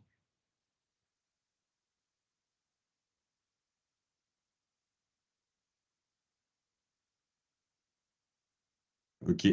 J'ai pour l'instant 30 votes sur 37. Voilà, je te propose, c'est que tu lances simultanément l'animation suivante. Et on. Ouais. Ouais, vas-y. On vous propose de faire connaissance avec Christian Goutegunst. Alors Gouti, c'est une solution de gestion de projet et puis de gestion de portefeuille aussi. Elle a l'avantage de répondre à un besoin à la fois du chef de projet, du collaborateur et du manager. On va consolider des données que produit le chef de projet et les collaborateurs pour le manager. Et puis on va aussi proposer une méthodologie qui va aider à un peu encadrer et amener à de la structuration dans l'entreprise. Donc avec des solutions comme Gouti, on industrialise et on rationalise la gestion de projet et la gestion de portefeuille. Voilà, ben merci Christian pour ce témoignage, ce beau témoignage. Donc on va lui laisser la parole. Je vous propose d'accueillir Christian Gutgunst, qui m'a fait découvrir finalement comment est-ce qu'on devient un acteur du offreur de solutions de la région Grand Est, intégré dans le DaaS Cloud, et puis finalement comment il a créé de la chaîne de valeur sur l'ensemble de la chaîne. Christian, on te laisse la main. Ok, merci Olivier. Bonjour à tous. Alors je me présente très rapidement. Donc moi, effectivement, je suis Christian Gutgunst. Je dirige la société qui s'appelle CG Project Management. Donc on est éditeur de Gouti. Moi j'ai une première carrière. J'ai travaillé 20 ans chez IBM et puis il y a 8 ans j'ai créé cette structure. L'idée au début c'était de faire de l'assistance en gestion de projet. Puis très vite j'ai eu l'idée de créer une solution donc, qui s'appelle Gouti. Je ne vais pas rentrer dans le détail de cette solution. Hein. C'est une solution de gestion de projet et de gestion de portefeuille. Je vais juste mettre le lien pour les gens que ça intéresse. Je vais vous raconter un peu l'histoire. Hein. C'est ça le sujet. Je me suis dit en créant cette structure, pourquoi pas créer une application qui réponde à des besoins que je vais avoir moi pour aider mes clients. Donc, moi, j'ai pas commencé dans un garage, j'ai commencé dans un studio. Hein, ça marche aussi avec un stagiaire. On a commencé à développer quelque chose. Et puis, très vite, on a eu un peu de répondants de nos clients, des premiers contrats. Et là, il a fallu, tout ça, c'est de l'autofinancement. Hein, et il a fallu se concentrer pour produire une solution de qualité, avec certes évidemment beaucoup d'innovation pour exister dans ce monde-là.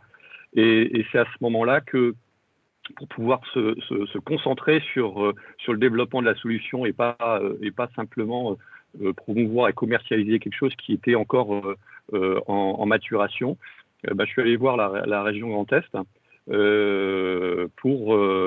qui a proposé cette aide au premier développement. Cette aide au premier développement, très concrètement, hein, elle a été quantifiée avec l'aide de la région. Le budget qui nous a été affecté nous a permis, la société a été créée en 2016, Goutti, les premières versions sont sorties en 2018. En 2019, on est un peu avant le Covid. On a nos premiers clients et à ce moment-là, cette aide arrive qui nous a permis d'être assez serein sur à peu près 6-7 mois où on s'est vraiment focusé sur le développement et qui nous a permis très clairement ensuite d'arriver sur un produit beaucoup plus mature et puis avoir un grand boom en termes de commercialisation. Nous aujourd'hui, qui on est, CG Project Management, on est une dizaine de personnes, hein, on est à Strasbourg. Notre solution Goutti, elle est en France, elle est hébergée en France, elle est hébergée chez un acteur dont on parlera tout à l'heure. Nos concurrents, c'est des gros, c'est pour la plupart, c'est des concurrents étrangers, c'est des concurrents internationaux. Pour exister dans ce monde-là, il faut pouvoir être très innovant. Et pour pouvoir être très innovant, il faut avoir aussi par moment capacité à faire des développements. Et cette aide au premier développement a vraiment été très importante pour nous mettre un peu le pied à l'étrier pour passer cette phase un peu difficile. Aujourd'hui, CG Project Management, c'est une entreprise qui fait du profit. C'est une entreprise qui travaille avec des acteurs régionaux comme Soprema, de Mathieu Barre, mais les entreprises régionales, ce n'est qu'une petite partie de notre portefeuille. On a des clients comme Eiffage, Vinci, Boine. On a un ministère régalien. On a des départements comme le Finistère, la région, le département des Pyrénées-Atlantiques. Bref. On travaille avec des clients canadiens, des clients suisses, etc. Mais on a à cœur de rester en France, d'avoir des ressources françaises, d'avoir des données en France pour répondre justement à ces besoins. Ça reprend pas mal les sujets d'Olivier hein, sur les préoccupations des clients, les préoccupations de la sécurisation du SaaS. On a des discussions, nos données sont à Strasbourg en partie. Elles sont gérées par Diatem. On a des discussions sécurité très importantes. Hein. C'est évident que ce point-là, on est en concurrence forte avec les très gros là-dessus. Je pense qu'on a énormément de capacité à continuer puisque ça se passe très bien. On a des gros clients qui nous font confiance parce qu'on sait leur montrer qu'on sait faire de la sécurité, qu'on est sérieux, qu'on est structuré, qu'on a les certifications et qu'on sait concurrencer des très gros. Et je vous garantis qu'on a une capacité de différenciation super importante quand nous, on discute avec nos clients. On a une proximité qu'ont pas les très gros du marché. Hein. Très clairement, cette partie-là, si je parlais avant des régions ou des départements, pardon, mais pas que, hein, même des grosses entreprises françaises apprécient cette partie-là. Il faut juste être en mesure de leur montrer que nous aussi, on sait faire les choses proprement, avec sécurité, et en plus avec la capacité d'avoir des solutions SaaS sécurisées en France. Pour finir, la notion de visibilité dont vous avez parlé, elle est effectivement importante. Hein. Je vous donne un tout petit exemple. Nous, on a quelques discussions en ce moment avec la CEA. Nos premières discussions, la CEA, ils pensaient qu'on était étrangers. Ils étaient étonnés qu'on soit français, puisque voilà, encore une fois, les solutions qui ont de la visibilité sur la gestion de projet et la gestion de portefeuille. Alors nous, on existe pas mal, hein, mais on est face à des internationaux. Donc de base, on a tendance à penser que nous aussi, on est une boîte internationale, ce qui est évidemment pas le cas. Voilà, Olivier, tu m'avais demandé de tenir en 2-3 minutes. Hein, j'espère que j'ai respecté. La convivialité fait partie de l'animation. Voilà. On va vous proposer de découvrir le deuxième acteur. Moi, ça m'a fait plaisir parce que c'était des gens que je connaissais quand ils étaient au dernier étage de la place des Halles. Et effectivement, il y a 30 ans, à peu près 30 ans, oui, qui ont déménagé. Donc voilà, on vous fait quelques petites animations. Vous voyez quelqu'un avec un peu de cheveux gris par derrière qui était en train de travailler dans son data center. Et puis, on va laisser passer effectivement la présentation de Diatem grâce à Alexandre qui est présent avec nous. Vas-y. C'était le service numérique qui a été créé en 2002 par Mathieu Allaire, qui compte aujourd'hui 17 collaborateurs et qui opère sur le marché du numérique avec 4 domaines d'expertise. Les services opérateurs, avec des offres sur le SD-WAN, l'interconnexion de sites, de la fibre FTTO, FTTH, connectivité, radio et VDSL.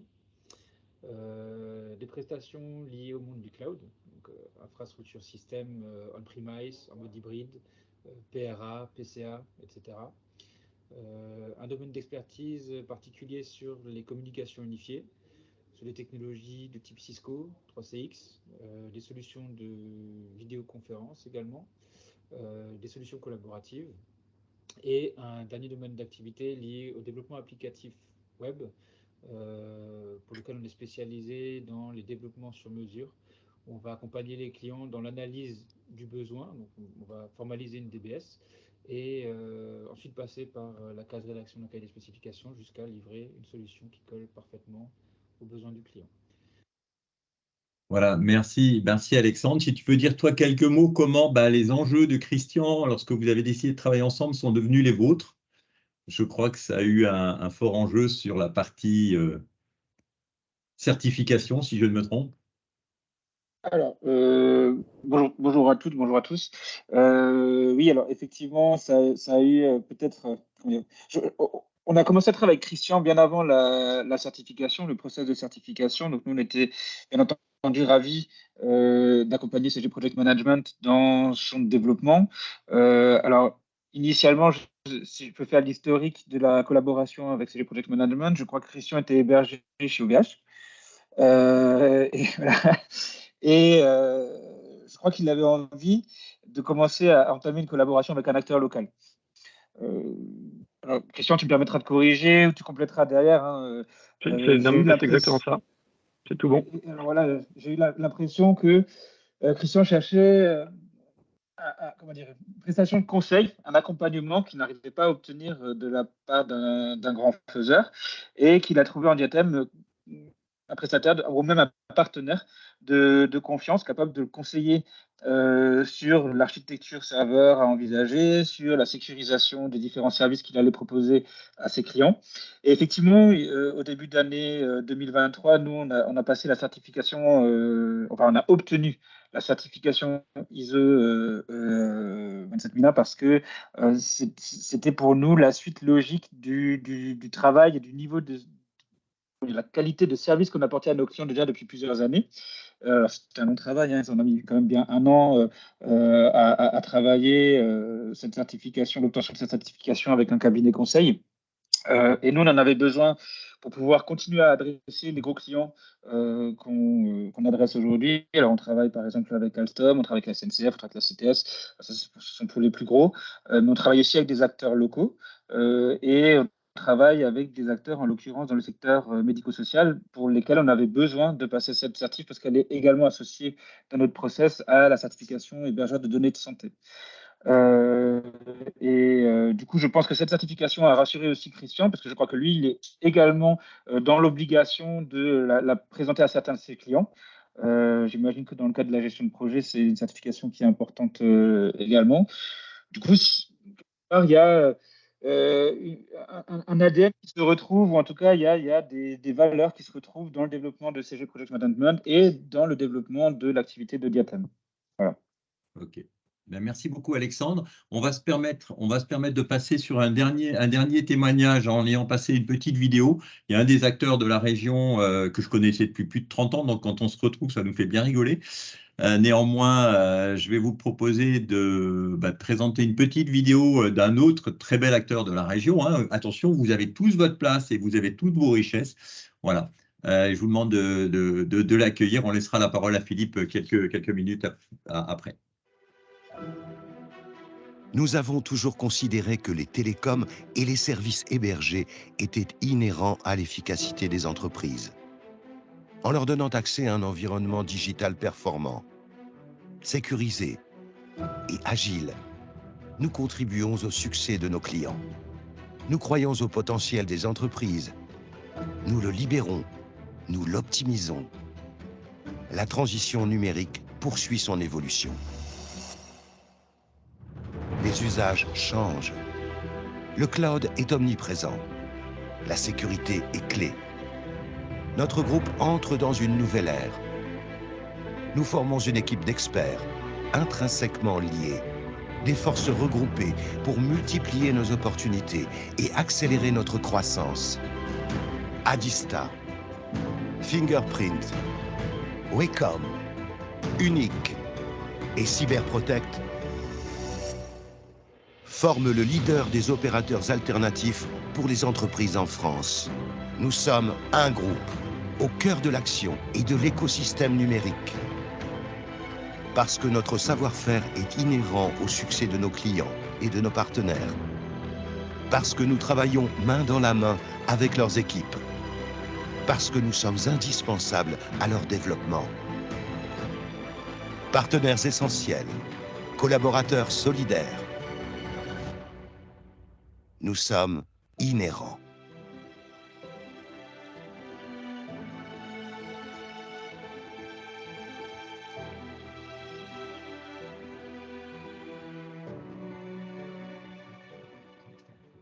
Merci beaucoup. Alors, c'est vrai que c'est une belle pub, mais ne vous craignez, on veut le faire avec chacun d'entre vous pour me mettre en valeur. Hein, c'est ça le point important. Mais je vais laisser la parole à Philippe, qui puisse nous faire un retour sur l'aspect partenariat, collaboration qui peut être fait avec les acteurs locaux.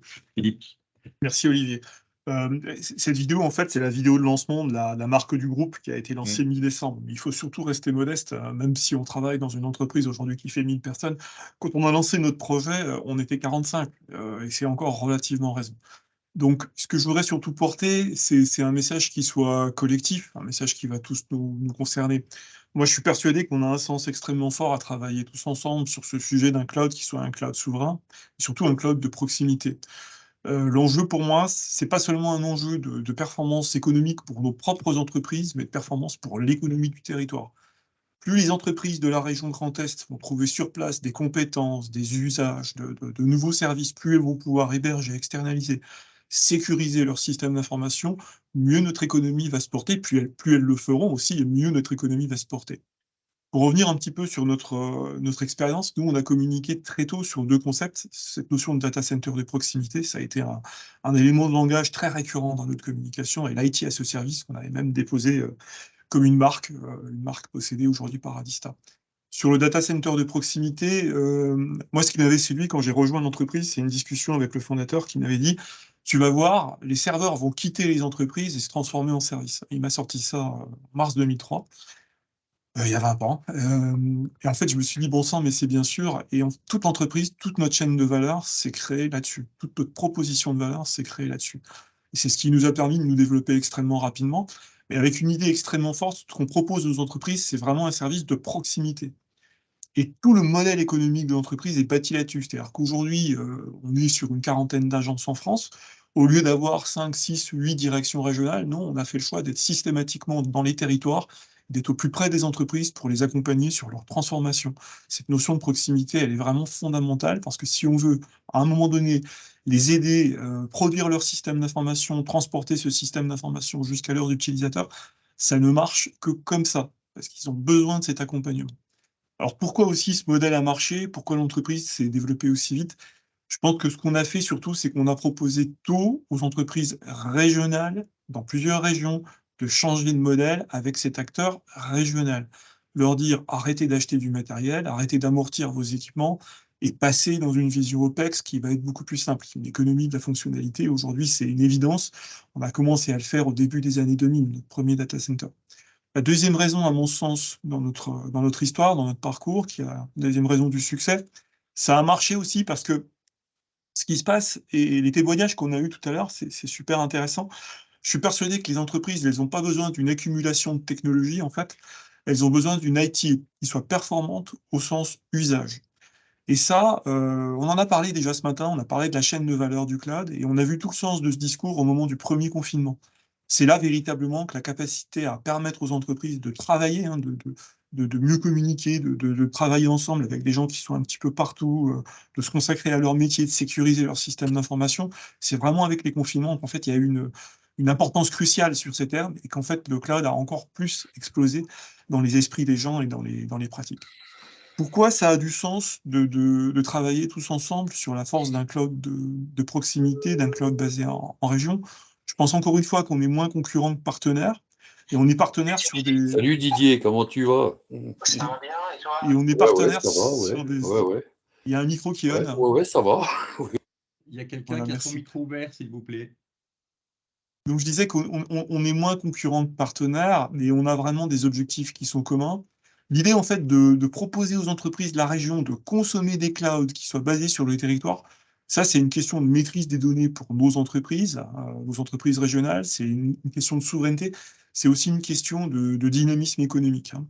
Et plus on proposera de choix, enfin moi je suis persuadé que plus on sera nombreux à tenir le même discours, plus on proposera de choix qui sont fondamentalement différents, hein, autour dans cette conférence, on a des propositions de valeur qui sont extrêmement différentes et plus on va créer ce dynamisme, on va engager les entreprises à se transformer, à moderniser leur IT avec une démarche cloud. Le deuxième objectif qu'on peut avoir ensemble, pour moi, il n'y a pas, d'écosystème économique vertueux sur un territoire sans une offre cloud de proximité. J'ai connu l'époque où le débat était sur la présence de réseaux fibre optique. Aujourd'hui, je pense qu'on est sur deux sujets, une offre cloud de proximité et une offre de cybersécurité de proximité. Je pense que ce sont des enjeux qui deviennent territoriaux, qui deviennent régionaux. On voit bien le poids du numérique aujourd'hui dans la croissance de notre économie.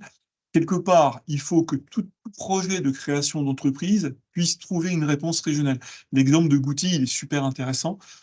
Parce qu'en fait, il a trouvé avec Diatem des réponses, des acteurs, il a pu échanger avec des interlocuteurs qui soient sur le territoire et démarrer son projet. La dernière raison que je voudrais évoquer, qui est le fruit un petit peu de notre réflexion aussi à nous, dans notre entreprise, et à mon sens, que vous partagez, qu'Olivier a déjà évoqué, si on ne réussit pas quelque part à travailler ensemble pour favoriser cette montée d'un cloud de proximité, d'un cloud régional, il ne faut pas rêver, hein, c'est pas forcément OVH qui a des initiatives superbes en ce moment sur un cloud national qui va prendre le gâteau. J'ai bien peur que ce soit les AWS et les Azure, parce qu'ils ont un écosystème logiciel extrêmement fort et qu'ils ont une présence extrêmement forte. Donc j'ai peur qu'en fait, une partie des entreprises de notre territoire vont utiliser des ressources qui soient des ressources des GAFAM, des grands hyperscalers. Et c'est pas forcément un bien pour elles non plus, parce que le modèle économique qui leur est proposé, c'est un modèle économique souvent compliqué au niveau de la maîtrise des coûts. Donc je pense que c'est pas forcément même la meilleure solution sur le plan financier. Donc voilà pour notre témoignage. La vidéo est superbe, mais vraiment, je tiens à dire, il faut qu'on travaille ensemble. Et au sein des historiques de l'entreprise, on se souvient tous très bien de cette époque où nous étions encore 45. Voilà, c'est vrai que j'ai choisi cette vidéo, je l'ai trouvée vraiment superbe, juste pour challenger l'ensemble des autres acteurs. Il faut qu'on vous fasse des vidéos pour chacun d'entre vous, pour pouvoir vous permettre d'attaquer l'ensemble de vos marchés en région, de proximité, mais aussi mondiaux. Moi, j'aime bien quand on va chercher pour les offreurs de services, de solutions en mode SaaS, des clients à l'autre bout de la Terre. Ça me va très bien, avec des solutions réplicables. Voilà. Je vous propose qu'on reprenne... on reprenne le temps participatif, on va vous faire travailler. Alors c'est vrai que je vais même peut-être partager mon propre écran par rapport à l'activité. Je sais, vous avez encore le café. Je vous l'enlève le café, c'est fini. Maintenant, on va retravailler sur l'ensemble des questions que vous allez voir apparaître les unes après les autres. Donc maintenant, je vous libère. Ce que je vais peut-être faire, c'est partager mon écran de telle manière que vous puissiez... hop, excusez-moi, je vais partager hop, le contenu. Ma fenêtre, elle est là. Voilà, là vous voyez ma fenêtre donc sur l'ensemble. Donc vous aviez répondu tout à l'heure sur le premier dispositif aide au premier développement startup. Vous étiez 38 sur les 44 connectés à y répondre. Voilà. Merci beaucoup. Donc on va rentrer dans des questions qui sont liées au recrutement. Donc c'est vrai que c'est un gros travail de fond que l'on a aujourd'hui avec l'ensemble des acteurs du numérique, en partenariat avec les équipes de la région. Et c'est pour ça, pour revenir sur l'événement dont Isabelle a parlé tout à l'heure sur le 360, quelque chose d'original, c'est que pour la première fois, cet événement se tient sur 2 jours. Et la deuxième journée est dédiée aux compétences, un job day réel, de telle manière que les entreprises qui recherchent des personnes puissent y inscrire pour avoir un stand, pitcher et pour attirer des talents au moment de ces embauches. Voilà. Je vous demande donc, je ne sais pas si vous avez pu avancer dans la partie de l'exercice. Les 44, je vais réactualiser un tout petit peu par rapport aux besoins de recrutement. 31 personnes ont répondu. Je vous en remercie. Vous voyez, 65% et 35%, donc c'est des vrais sujets. Et ensuite, vos priorités. Alors, si certains d'entre vous, voilà, je partage donc mon écran, vous voyez maintenant hein, les priorités en termes de recrutement. On a 21 personnes qui se sont déjà positionnées sur les 44 votants. On travaille de façon extrêmement proche avec l'ensemble des acteurs de la formation, les écoles, les universités. Et c'est un plaisir de voir aujourd'hui comment ils sont réactifs pour pouvoir adapter, s'il le faut, des modules de formation spécifiques pour répondre à vos attentes. Voilà, on était. Est-ce qu'il y a des difficultés de recrutement? Donc là, c'est la question numéro 3. Pour l'instant, j'ai 12 votants, donc je vous demande de pouvoir avancer. Vous pouvez y aller, vous pouvez vous lâcher et faire toutes les questions les unes derrière les autres. Est-ce qu'il y a des problèmes pour certains d'entre vous? A priori, ça a l'air d'aller.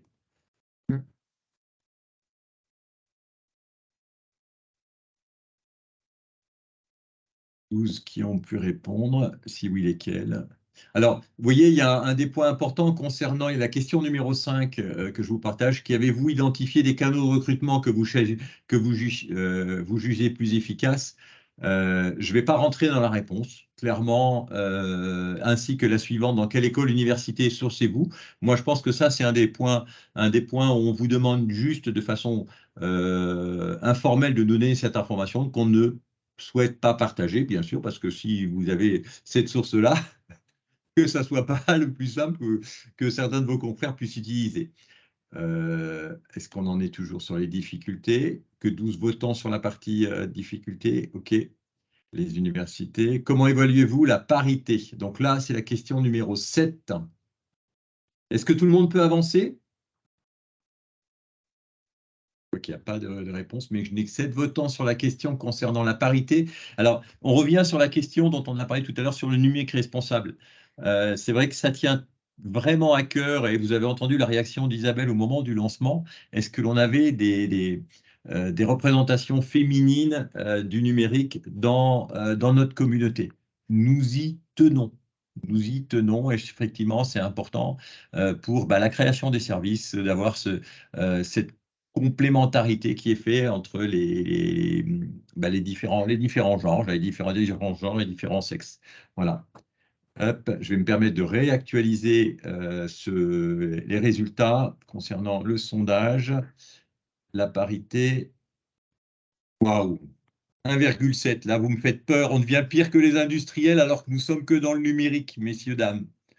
Oui, oui, mais Olivier, récemment paraissait un article dans Les Échos qui montrait que, effectivement, nous étions en train de régresser. Donc, nous avons un peu de travail sur le sujet. Il y a déjà des actions en cours, mais voilà, va falloir s'y atteler. C'est pas juste un effet de mode. Merci de l'avoir rappelé. C'est aussi une question de préfiguration de la société de demain. Et également un givier de personnes voilà, qui peuvent être recrutées potentiellement une fois formées. Merci pour vos commentaires. On les partage pas, comme je vous l'avais indiqué tout à l'heure. Ce sont des choses qui sont personnelles, mais que nous permettront d'exploiter en les ayant rendus anonymes. Et est-ce qu'on a tout le monde terminé? Voilà. On va rentrer dans le vif du sujet. Je vais me permettre de réactualiser les résultats concernant la participation au DAS Cloud. OK, nous avons eu 23 votants sur 44. Voilà. Hop, je vais me permettre de réduire la taille pour vous partager les résultats. Vous êtes 61% à vous souhaiter accéder à des contenus accompagnés pour faire évoluer votre offre. C'est très bien. M'impliquer dans la dynamique de monter en expertise sur les briques techno, 65, c'est top aussi. Intervenir dans le cadre de sensibilisation, d'action, de sensibilisation, 65 aussi. Vous avez vu vraiment le lien où les offreurs de solutions auront un rôle à jouer dans les parcours de transformation que vous a présenté Franck-Olivier tout à l'heure. On a parlé de certification, alors on a été très light, hein, on a fait exprès de laisser pas aller plus loin. Intégrer la cybersécurité au cœur de mes services, 39%, bien. Alors soit c'est déjà bien fait, soit on va vous challenger un tout petit peu là-dessus, de façon bienveillante, mais on sera importante. Concernant la participation, alors c'est vrai que c'est la grosse frustration que je peux avoir. On m'a demandé l'animation d'un DAS Cloud, et pourtant de temps en temps j'aime bien avoir quand même des réunions physiques. Donc merci pour vos réponses que je respecterai, 66% et 24% pour le non. Le rythme, une fois par an, une fois par semestre, une fois par trimestre. Ben voilà, on prendra en compte ces éléments-là. C'est intéressant, hein, au départ, on basait sur le... Donc, il y a deux choses à voir. Le DAS Cloud, l'équipe, l'ensemble de la communauté, une fois par semestre, c'est une bonne initiative. Ensuite, ben, il y aura des réunions plus efficaces avec des groupes de travail avec l'équipe cœur. Êtes-vous intéressé? Alors voilà, question concernant, classé par ordre d'importance, les missions du JET du DAS Cloud. Hop. Alors, est-ce que les réponses, elles ont toutes été mises là sur le côté? La mise en relation, les offreurs solutions reste la première, vous voyez, sur ce schéma-là. Vous mettre en relation offreur-entreprise. Voilà, on respecte bien ce point. Mettre en relation les offreurs eux-mêmes. Moi, je pense effectivement l'aspect collaboratif, pour ceux qui me connaissent, ils savent que c'est quand on a besoin de trouver une offre sur catalogue, aujourd'hui, malheureusement, on la trouve soit chez les Américains, soit sur Station F. Il faut juste qu'on soit, nous, plus intelligents pour collaborer dans la région Grand Est entre nous, pour avoir des solutions qui ne sont plus, que les autres ne pourront pas réaliser en propre. Voilà. Je vous laisse partager ces résultats. On vous fera de toute façon un rapport concernant vos contributions, ce qui est tout à fait normal. Êtes-vous intéressé pour faire partie du GT Cœur? À 60% oui, 40% non, 15 votants. Là, vous me faites un petit peu mal au cœur, il n'y en a que 15 qui ont voté sur 44. Je relance, il n'y en a que 15, ok, je vous respecte. Alors, on vous a proposé de présenter tout à l'heure les thématiques qui avaient été présentées. Effectivement, il y a deux chiffres qui n'apparaissaient pas. Je vois qu'il n'y a pas de chiffre dedans, mais c'est pas assez. On va les corriger. Donc, sur les six schémas, l'accompagnement vers la transition vers le cloud, l'animation, le data center souverain, la chaîne de valeur du cloud, les compétences en technologie et la mise en œuvre du label régional. Ce qui sort en premier, c'est effectivement accompagner la transition vers le cloud. Ouais, on a un très fort enjeu là-dessus. La région les acteurs de la région ont tout à faire. Peut-être là-dessus, Olivier, je pense que c'est très intéressant et ça répond vraiment à un attendu des JET, c'est la construction d'outils, d'un certain nombre d'éléments, d'une boîte à outils, justement qui peut être à disposition des entreprises ou même d'autres acteurs de l'écosystème, voilà, pour répondre à un certain nombre d'enjeux et ça peut pleinement rentrer dans cette logique-là. Intéressant.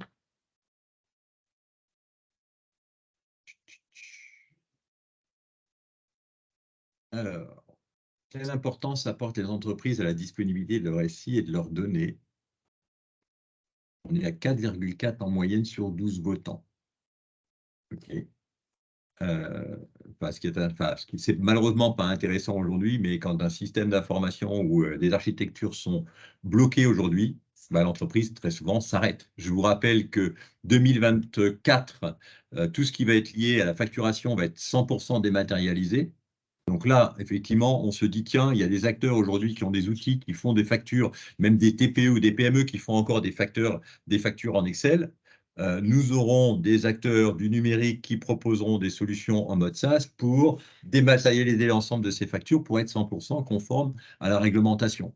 Voilà. Donc, il y a un axe c'est la législation qui va changer. La réglementation va changer, va vous imposer, va imposer les entreprises de la région d'y passer, même si pour l'instant elles ne se sentaient pas capables de le faire.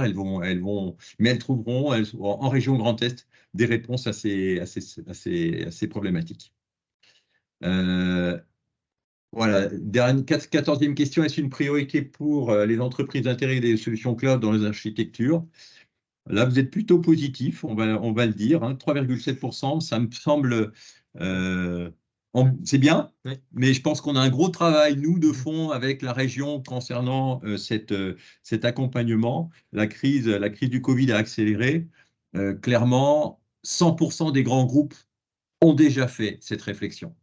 Voilà, donc pourquoi pas accompagner l'ensemble des ETI, PME, PMI qui sont sur notre territoire, voire même des associations. On a un fort enjeu aujourd'hui sur les associations où clairement, très souvent, quand vous êtes des associations, il peut y avoir des bénévoles qui sont à la manette. Les bénévoles, il faut qu'ils soient eux aussi sous couvert de certains éléments issus de la réglementation. Le numérique va les aider.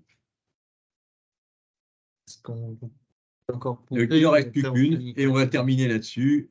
Comment faut-il commencer par un diagnostic sur l'architecture cloud? J'ai eu 9 réponses, mais la réponse est oui, on vous en remercie. Voilà, je vais rendre la main à Guillaume qui va reprendre le partage et merci pour vos contributions.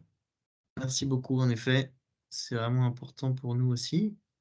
On va juste continuer, on est vraiment à la fin, je pense qu'on va même pas vous garder, on va respecter le timing. Et justement, on va juste prendre quelques minutes pour vous rappeler un petit peu les étapes suivantes. Qu'est-ce qui va sortir en fin de compte de cette réunion et où est-ce qu'on va ensuite et quels sont un petit peu les prochains jalons. Donc, je vous rappelle juste quand même donc ce groupe de travail cœur du DaaS Cloud qui sera composé donc d'une vingtaine de membres avec des participants industriels et aussi des participants académiques. C'est important pour nous, c'est important pour vous aussi de vraiment pouvoir travailler ensemble et challenger les différentes solutions. Donc, il y aura des réunions qui seront donc faites pour les membres du DaaS. Donc, on regardera par rapport aux réponses sur le klaxon la fréquence. On la choisira donc ensemble et on la partagera avec vous. Et ensuite, pour le groupe de travail cœur, donc on va travailler donc sur justement vos réponses sur le klaxon et les prendre en compte pour créer ce groupe de travail cœur, ainsi que la responsabilité de l'animateur industriel. On va laisser le klaxon ouvert pendant quelques jours pour permettre à vous tous de répondre, surtout justement sur cette question de votre désir de participer au GT Cœur. Donc, on va le laisser jusqu'à, je pense, encore le mois d'avril. Mais merci de répondre bien sûr quand même le plus rapidement possible. Et on reviendra vers vous, donc déjà avec les réponses du questionnaire. On vous partagera aussi donc ces slides. On remettra les réponses du klaxon dedans. Et ensuite, on vous tiendra informé des différentes dates, le plus en avance possible, bien sûr, pour les différents calendriers. Je voudrais juste encore vous rappeler 2 choses. Déjà, donc le 360 Grand Est, donc l'événement que nous organisons avec la région Grand Est les 22 et 23 juin. Donc, vous pouvez déjà, d'ores et déjà, vous inscrire pour participer et surtout suivre les différentes animations et présentations qui seront faites.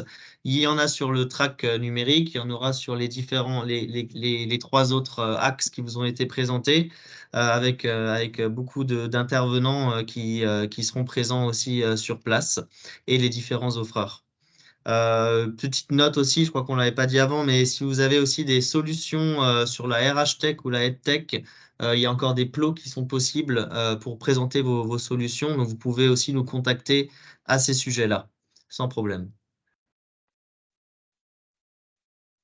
Le but, donc, je vous rappelle encore une fois la visibilité de vos projets et enfin surtout pour le référentiel entre les entreprises qui veulent se mettre en œuvre des projets transformants et les offreurs de solutions.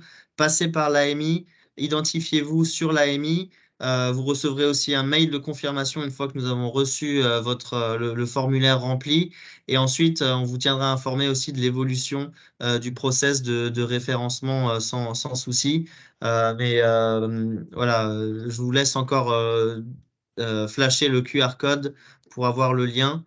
On vous l'enverra aussi. De toute façon, il sera présent dans la présentation sans problème. Je finis sur l'équipe, c'est quand même aussi important parce qu'on ne peut pas faire ça tout seul. Donc vous avez vu aujourd'hui donc les interlocuteurs au niveau du DaaS Cloud. Donc il y a Olivier qui a vraiment beaucoup travaillé sur la présentation et la structuration de ce DaaS. Je suis aussi en backup bien sûr à ce niveau-là et aussi plus sur toute la partie jet numérique. Et enfin, on a toute l'équipe support du JET qui est aussi là pour nous aider. On a parlé aussi de cybersécurité aujourd'hui avec la présence dans notre équipe de Jean-Charles Renaudin, qui est donc le responsable cybersécurité et aussi du centre de réponse aux attaques cyber de la région Grand Est. On a aussi parlé des universitaires avec donc notre coordinateur scientifique. Il y avait une question d'ailleurs, si on pouvait prendre contact. Oui, absolument, faites-le. Marc sera ravi de vous répondre et de prendre contact avec vous et mieux connaître aussi ce que vous faites dans les labos. Cindy Acola, c'est votre chargée de mission numérique et vraiment votre contact aussi privilégié au niveau offreur pour toutes les questions justement sur l'AMI, sur les référencements, etc.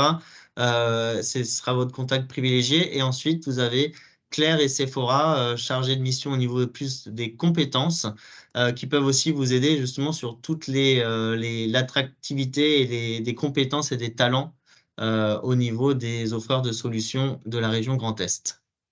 Voilà pour l'équipe. Je présente plus ceux qui ont déjà été présentés avant.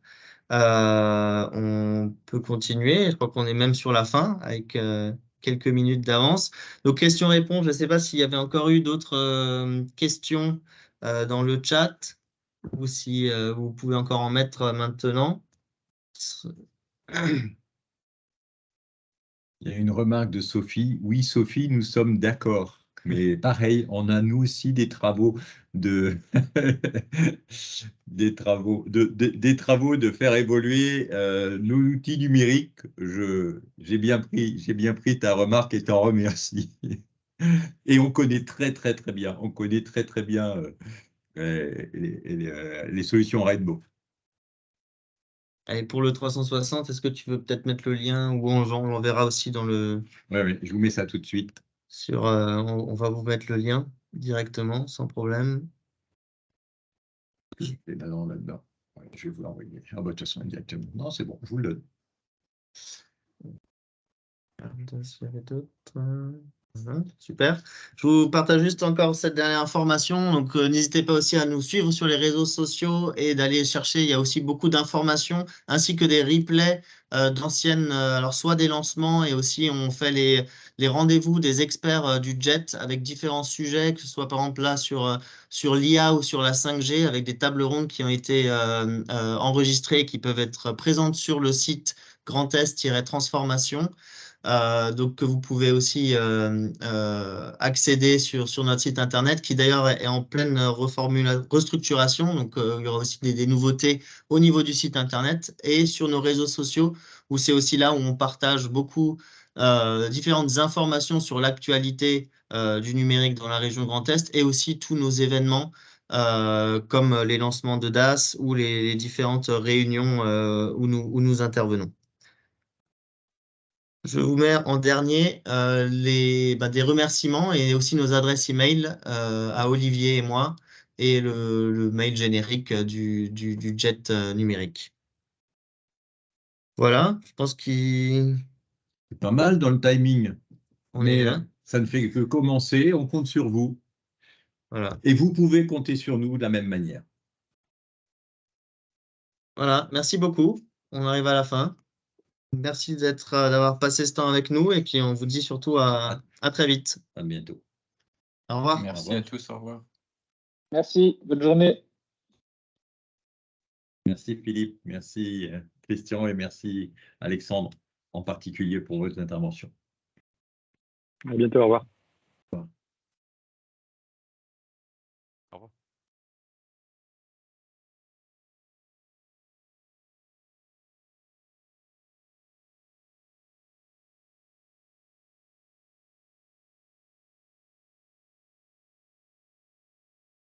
J'arrête la transcription.